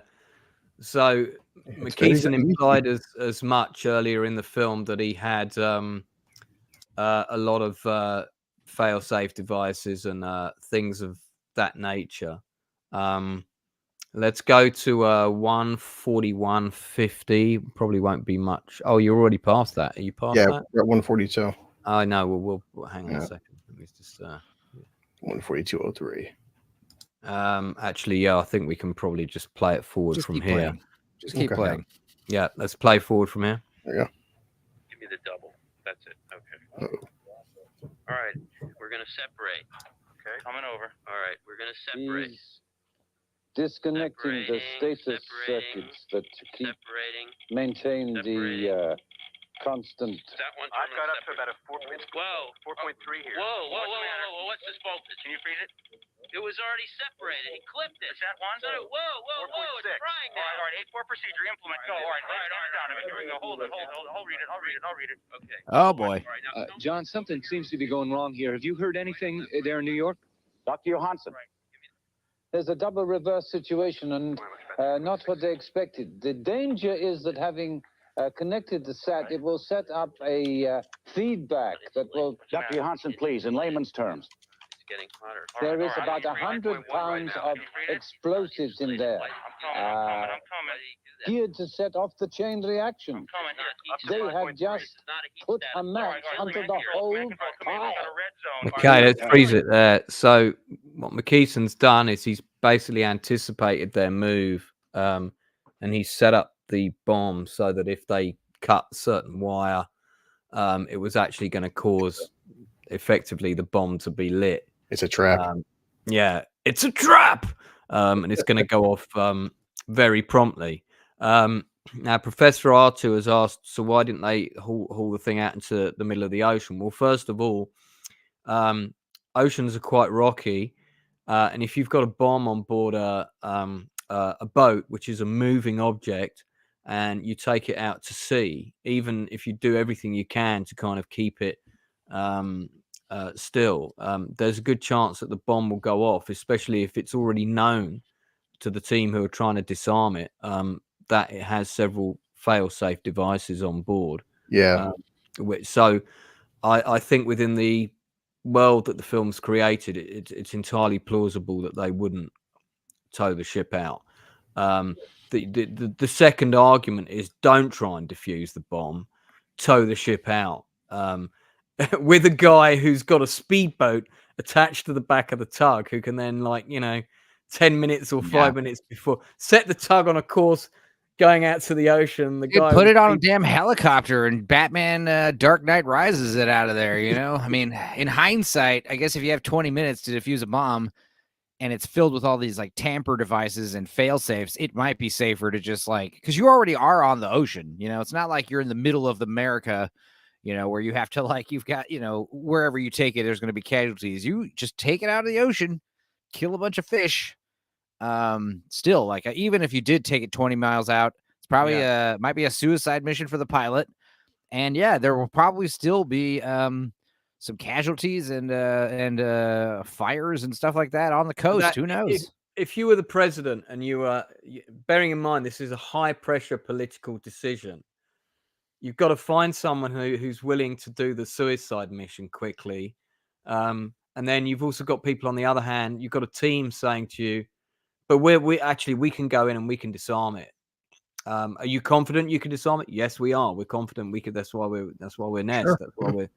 So if somebody's saying we're confident we can disarm it, which is what they would have been saying, and some other general is saying, actually, sir, I just think we should send the fucker out to sea and just put on the gas and let it go. And here's the thing. I would say, all right, go try to disarm it. But if there's any bullshit, we're gonna have a jet on standby with a little crane hanging out of it.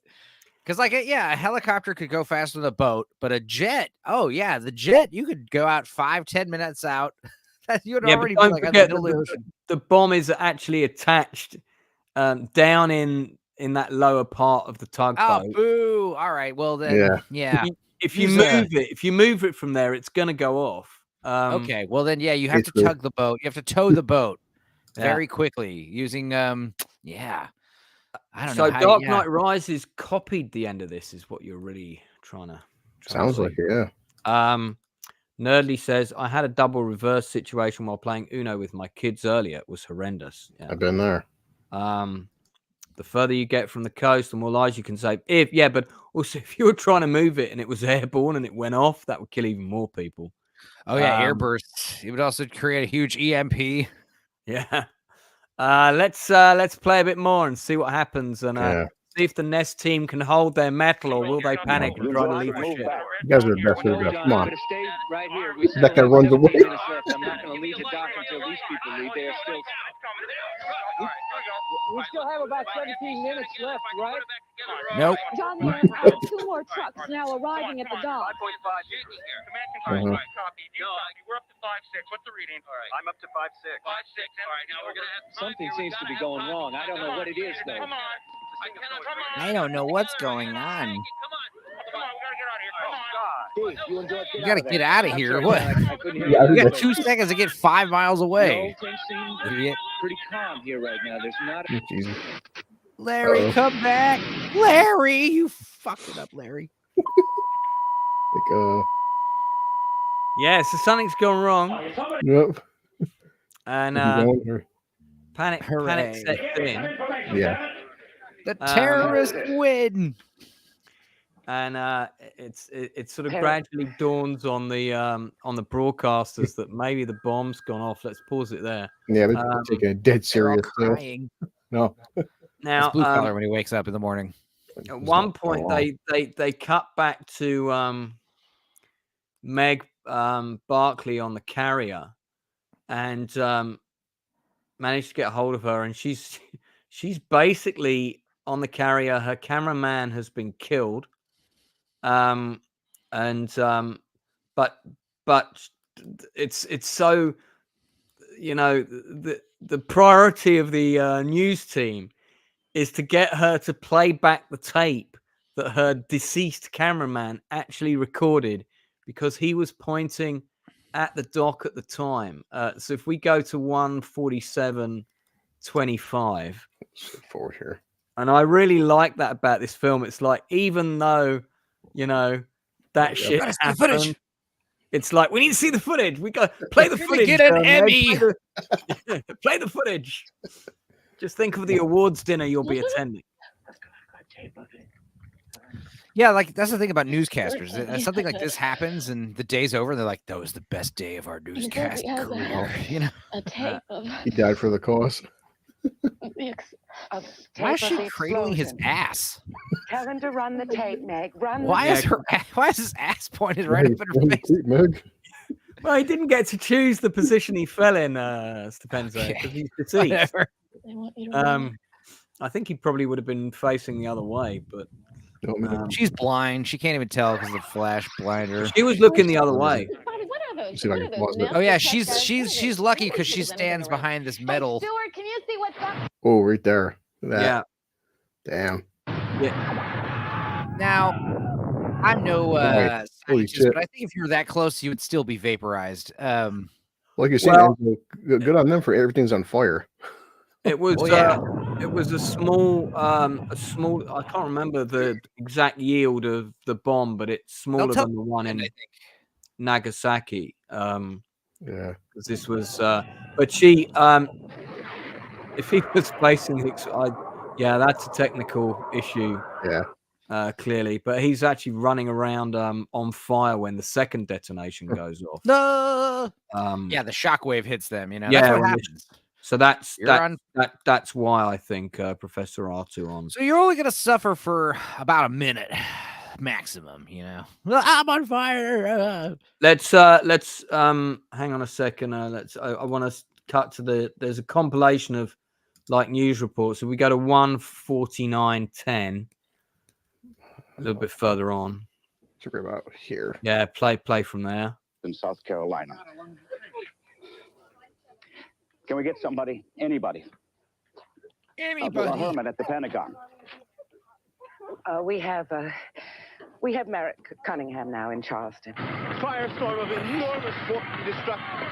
It's unbearable. People are. Oh my God, this is terrible. I can't describe what's going on. Some of these people, it burns. It's just utter fear and confusion. Panic is. I can't go on. That's exactly like that moment when the broadcaster is filing the report on the destruction of the Hindenburg. Yeah. It's like, the humanity, and I can't go on. I can't go on. Let's pause that there. Some of that footage is in the film Earthquake, I think. I think that shot there. I think that's in the film Earthquake, which of course would have all been owned by the because the from a production standpoint, these guys didn't set an entire building on fire for this movie, did they? No, indeed. So the rest of the film is predominantly reports of the destruction and so on, and then gradually it kind of goes to the end of the news day, and they start reporting about other news elsewhere in the world, you know, and it's like, you know, the thing goes on.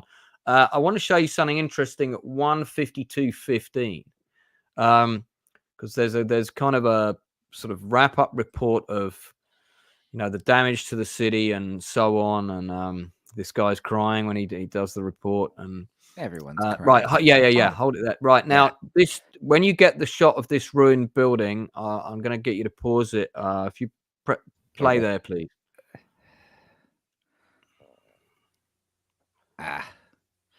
Good evening. This is just News modern Flash. Detroit. Right. Pause Emergency- that.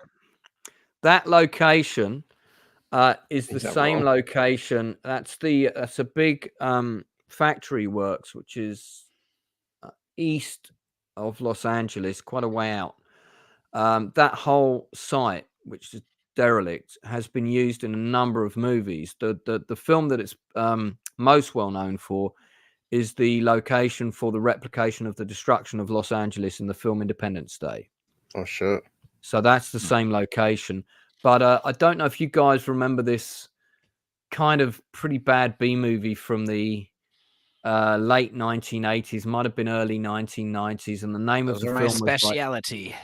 yeah, it was one of those. It was one of those future apocalyptic wasteland movies, and the name of the movie was the name of the robot killing machine, and it wasn't the one that was called Cyclone, but it had a title like that, like Zafrox, or I can't remember the name of it. But they also used this location in that, and it's been in several other movies. So let's play a bit more here. This is kind of the summary of what's happened to Charleston. Efforts continue in Charleston, South Carolina, where 3 days ago an atomic explosion destroyed the heart of the city. Estimated at a yield of 23,000 tons of TNT, the blast was seen and heard up to 400 miles away and created a firestorm that is still burning in several areas. Due to earlier evacuation, the number of dead is estimated at less than 2,000. But at last count, there were more than 25,000. Let's pause there. That aerial shot, by the way, was World War II footage blended in. So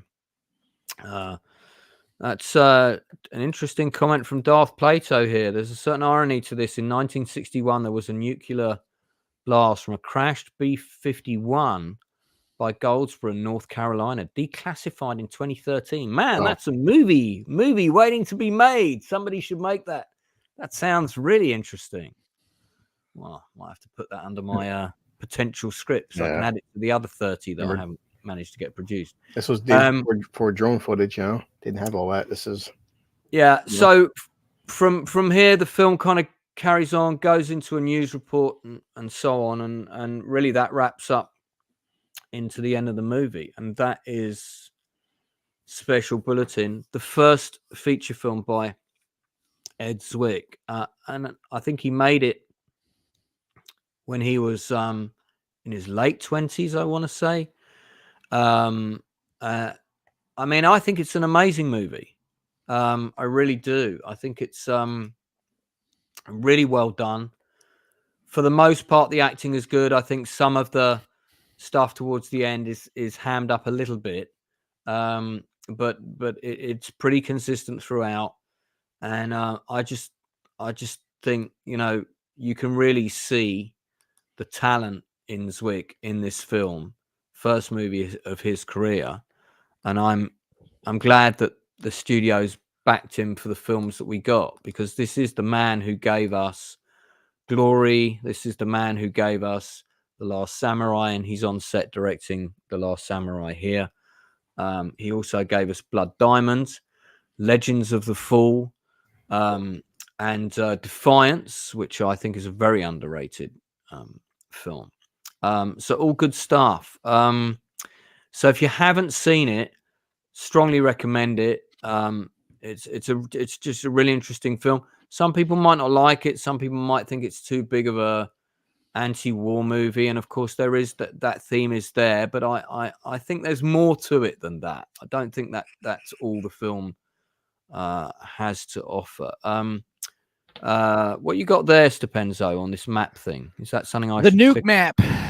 Let's pull up the nuke map. All right, so you got a boat and you park it all the way up into the Charleston Bay. Set it to 23 kilotons. Detonate. This is the damage we're looking at here. Not too terrible, but we're gonna have let's see here. Fire radius is about 3. Let's see what we're looking at here. Permanent damage. They're gonna talk about casualties. Where are the casualties? Oh, I want to see casualties. There we go. Detonate. Yes. Estimated fatalities Damn. It's amazing what stuff's available on the internet, isn't it? Oh yeah, the nuke map is amazing. Now here's the thing. Now let's say, let's move this map like, out here, even just a few miles away, but let's make it a surface burst, air burst. Let's see what that looks like.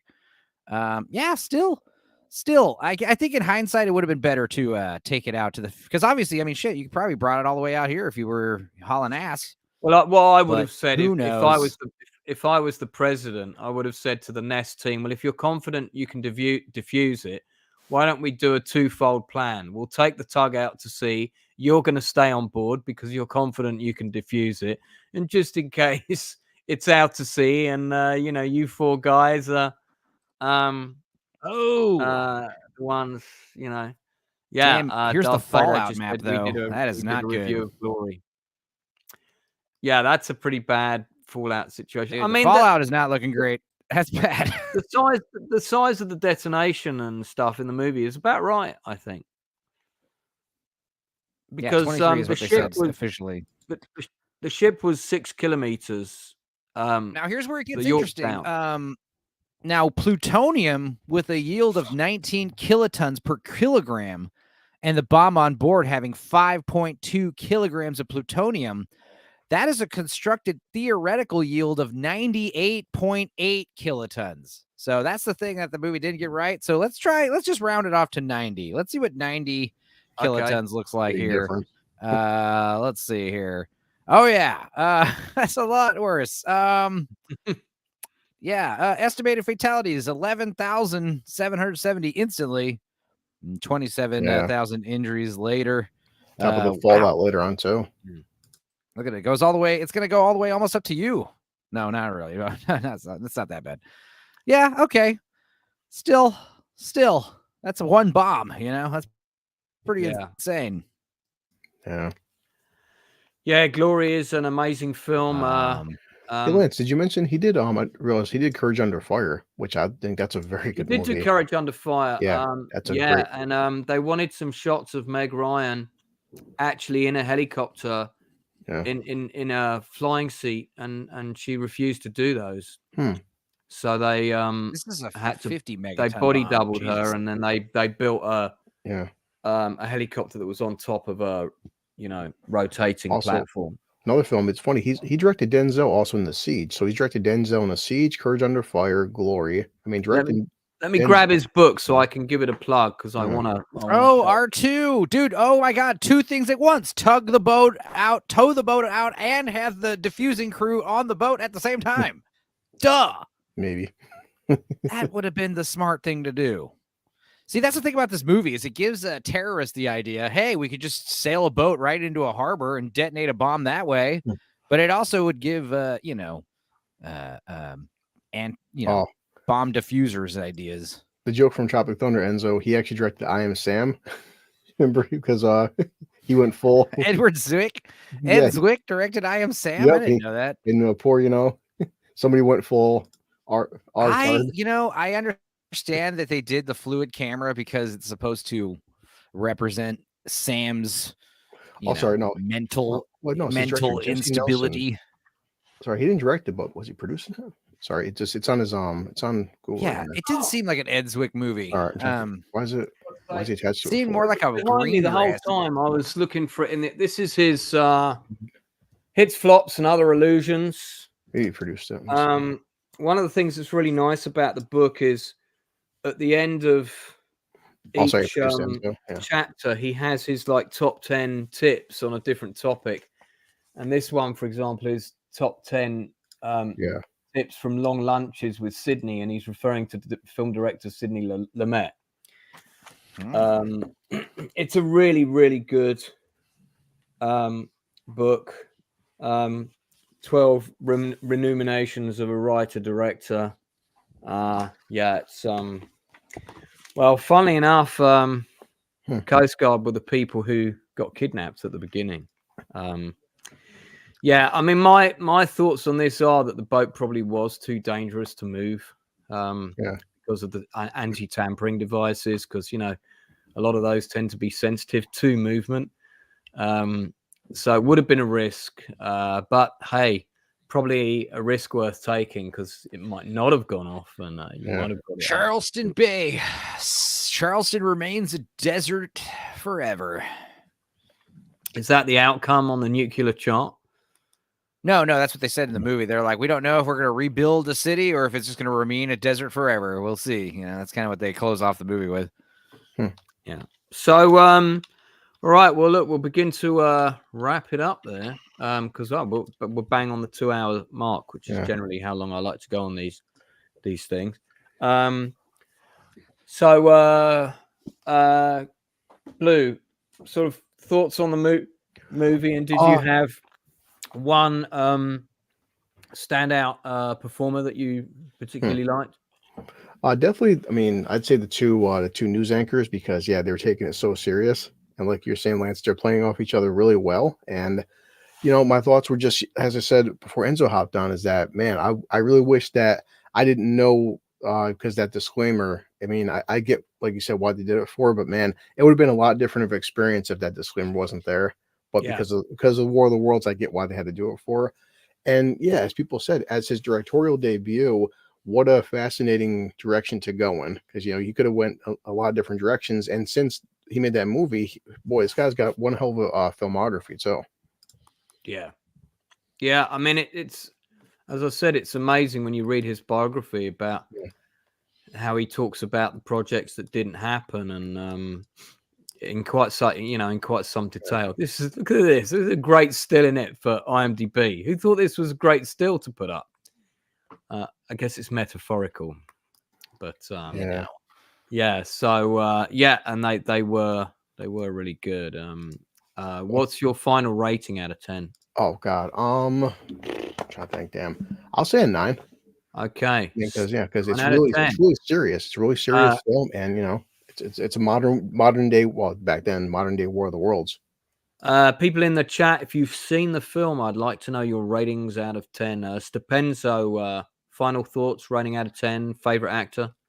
I give it an 8 out of 10. I just liked how it was, I mean, because there's so many of these, not so many, but there's definitely a few handfuls of these found footage type films, and this is definitely a good one, better of the lot.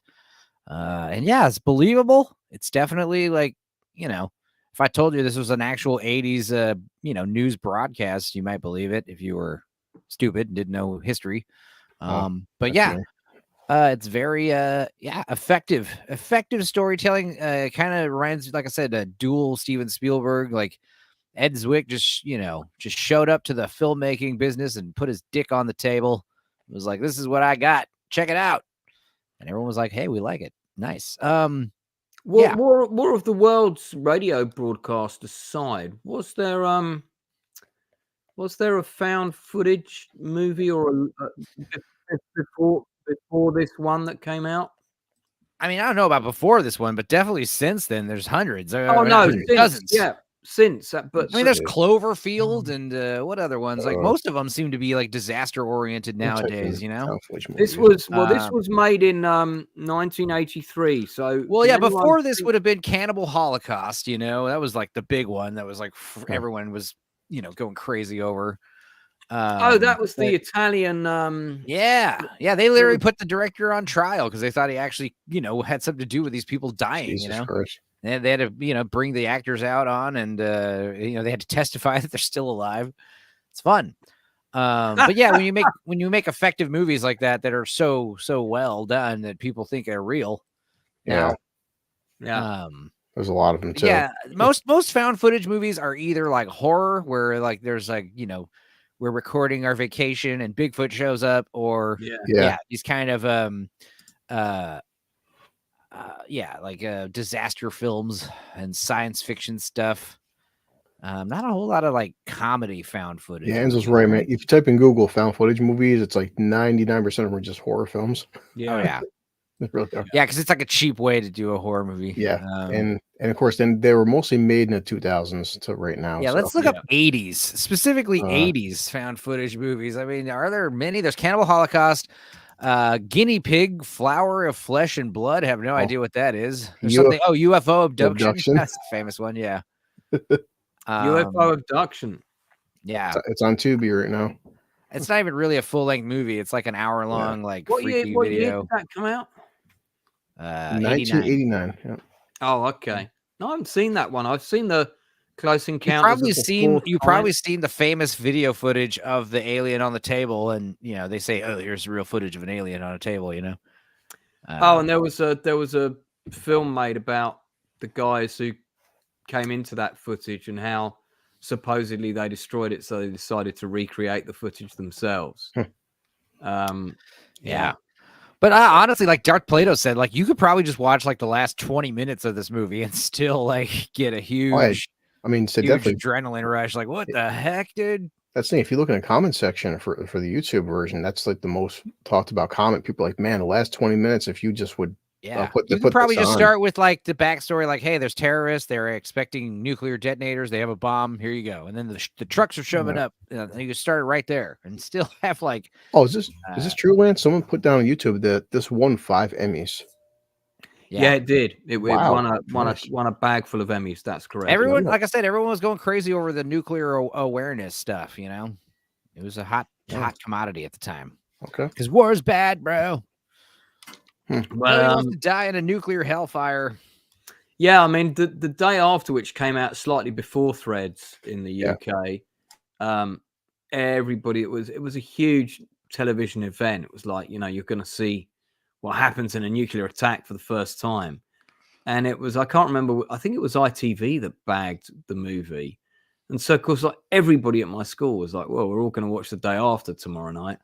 I was like, "Okay," and we watched it, and it was like, it was pretty horrifying, but at the same time, I didn't really see, you didn't see any of the visceral stuff. I think there was lots of shots of flashes with people turning into skeletons to represent people. And then at the end, when they all laugh because their hair is falling out, and that's the end of the movie. Threads is way more depressing. Threads isn't as cool like a spectacle, like special effects and stuff, but way more hardcore. Way more hardcore. Like your radioactive body, falling apart before your eyes. Yeah, and you got the people on local government stuck in their command bunker that are just kind of like left for themselves. By the time anyone gets to them, they're all dead. And it's a pretty heavy movie. I mean, Special Bulletin was all shot on videotape to give it that authentic feel. The filmmakers were required to include on-screen disclaimers at the beginning and end of every commercial break in order to assure viewers that the events were a dramatization.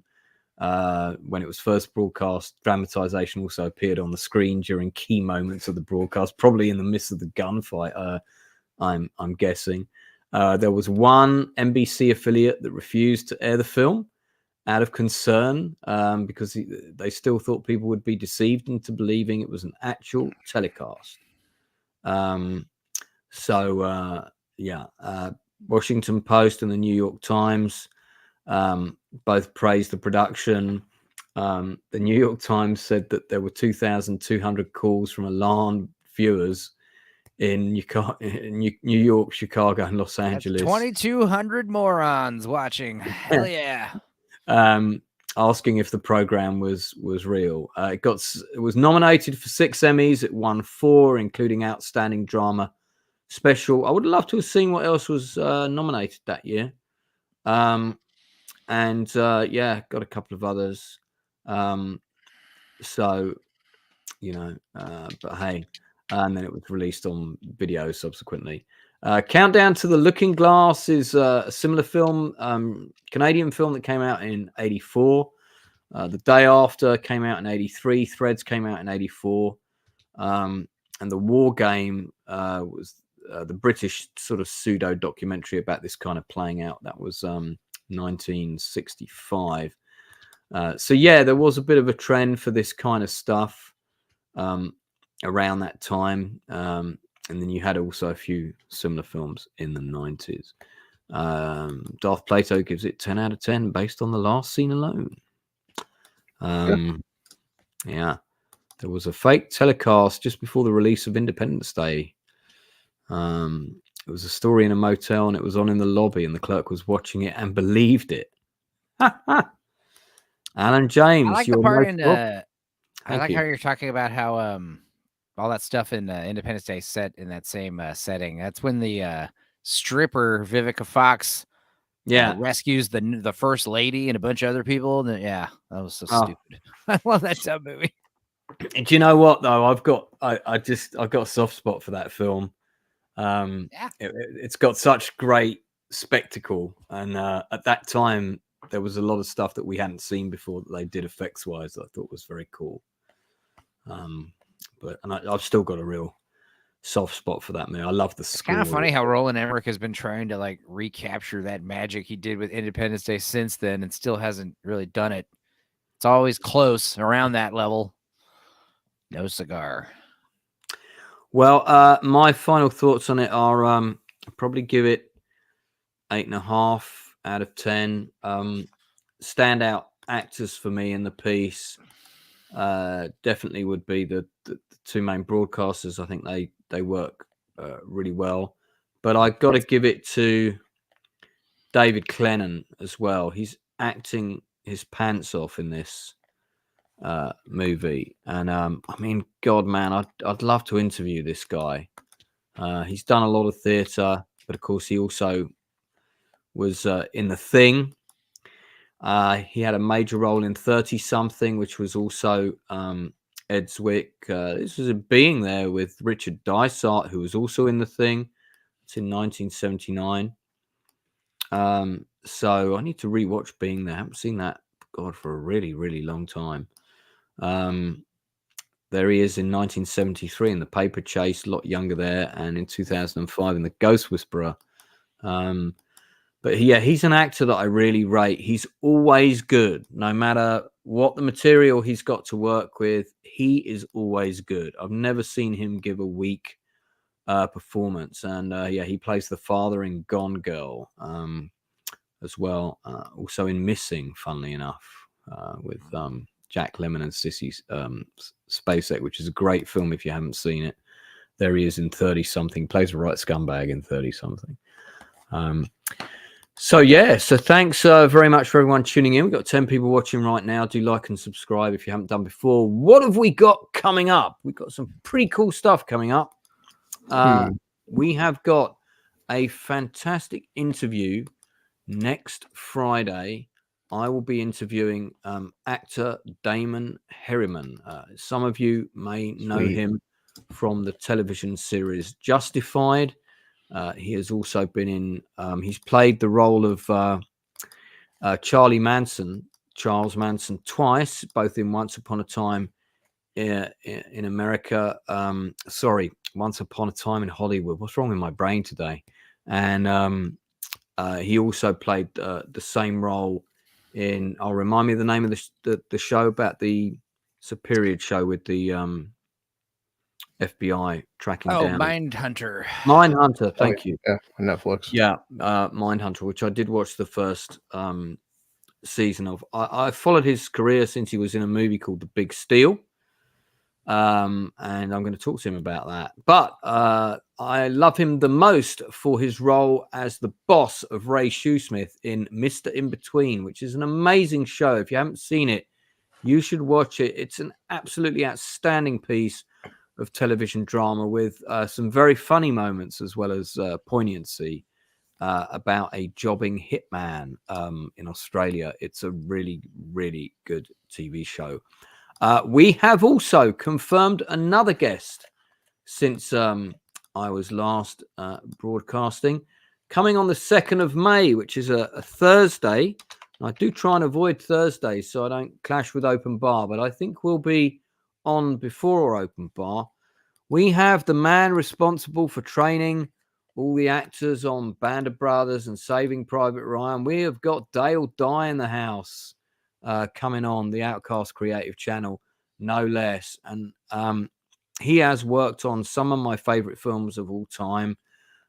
He responded very promptly to my request in the affirmative, and I can't say how pleased I was to hear from him. So looking forward to speaking to Dale Dye. So we've got Damon Herriman this Friday coming up, and then the following Thursday we have got Dale Dye on the Outcast Creative channel, and hopefully more to follow after them. So plus the Nielsen ratings, of course, on Tuesday at 10, and of course we'll be doing Shogun, the final episode, on Wednesday at 10. Blue, what you got coming up?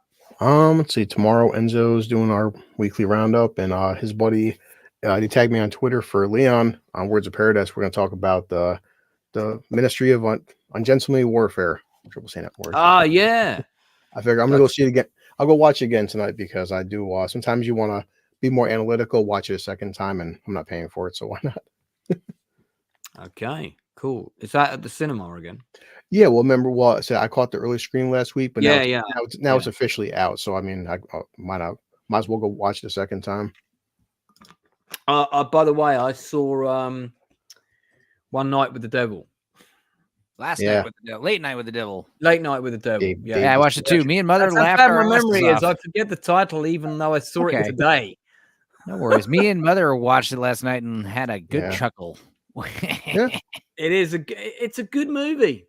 It was fun. It wasn't scary at all, though. It was kind of hokey, and I didn't mind it.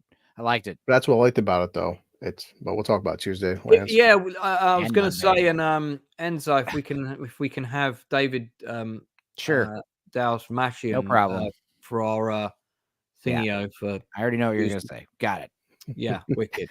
We'll all dive into it on Tuesday. Yeah, and Tuesday before we go on Nielsen ratings, where me and Enzo are going to watch Kingpin, which I love that movie.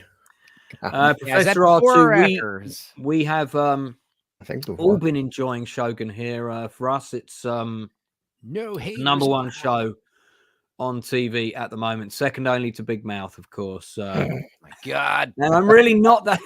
I love. You know how much shit I got over that? Oh my God! This guy likes Big Mouth. He's got no credibility. Big Mouth's degenerate groomer show. I know. I just was like, I like Maury, the hormone monster, and he's got his little pet dicks, and he just makes me I crack up. And there's a teenager having sex with a pillow. Come on, guys! It's like when you're going through heavy times and you're going to sleep and you don't want to sleep because you have nightmares. If you can watch something like Big Mouth and it makes you laugh before you go to sleep, then hey. Well, I love we live in this age now. For me. People start rating like raunchy comedies being too, it's like you're lowbrow. That's why people would say Al Bundy couldn't exist in today's climate. Come on. Right. Al Bundy was tame. And I do like South Park. I think and if I had to say a favorite of all time, it'd probably be that. But my favorite that I'm watching right now, because South Park isn't on right now, is Big Mouth. We love it every single year. South Park, there's a whole fandom of Twitter trying to get it canceled every single year. It's like, guys, Comedy Central's not going to destroy their number one show, but every year they keep trying to cancel it. I thought their last season was their best season in quite a long time because at one point it kind of had a bit of a dip. They did like long continuing storylines on a few seasons, which worked on one season but didn't work on another one. Yeah. But the last season was right on point. They were really back on their A game.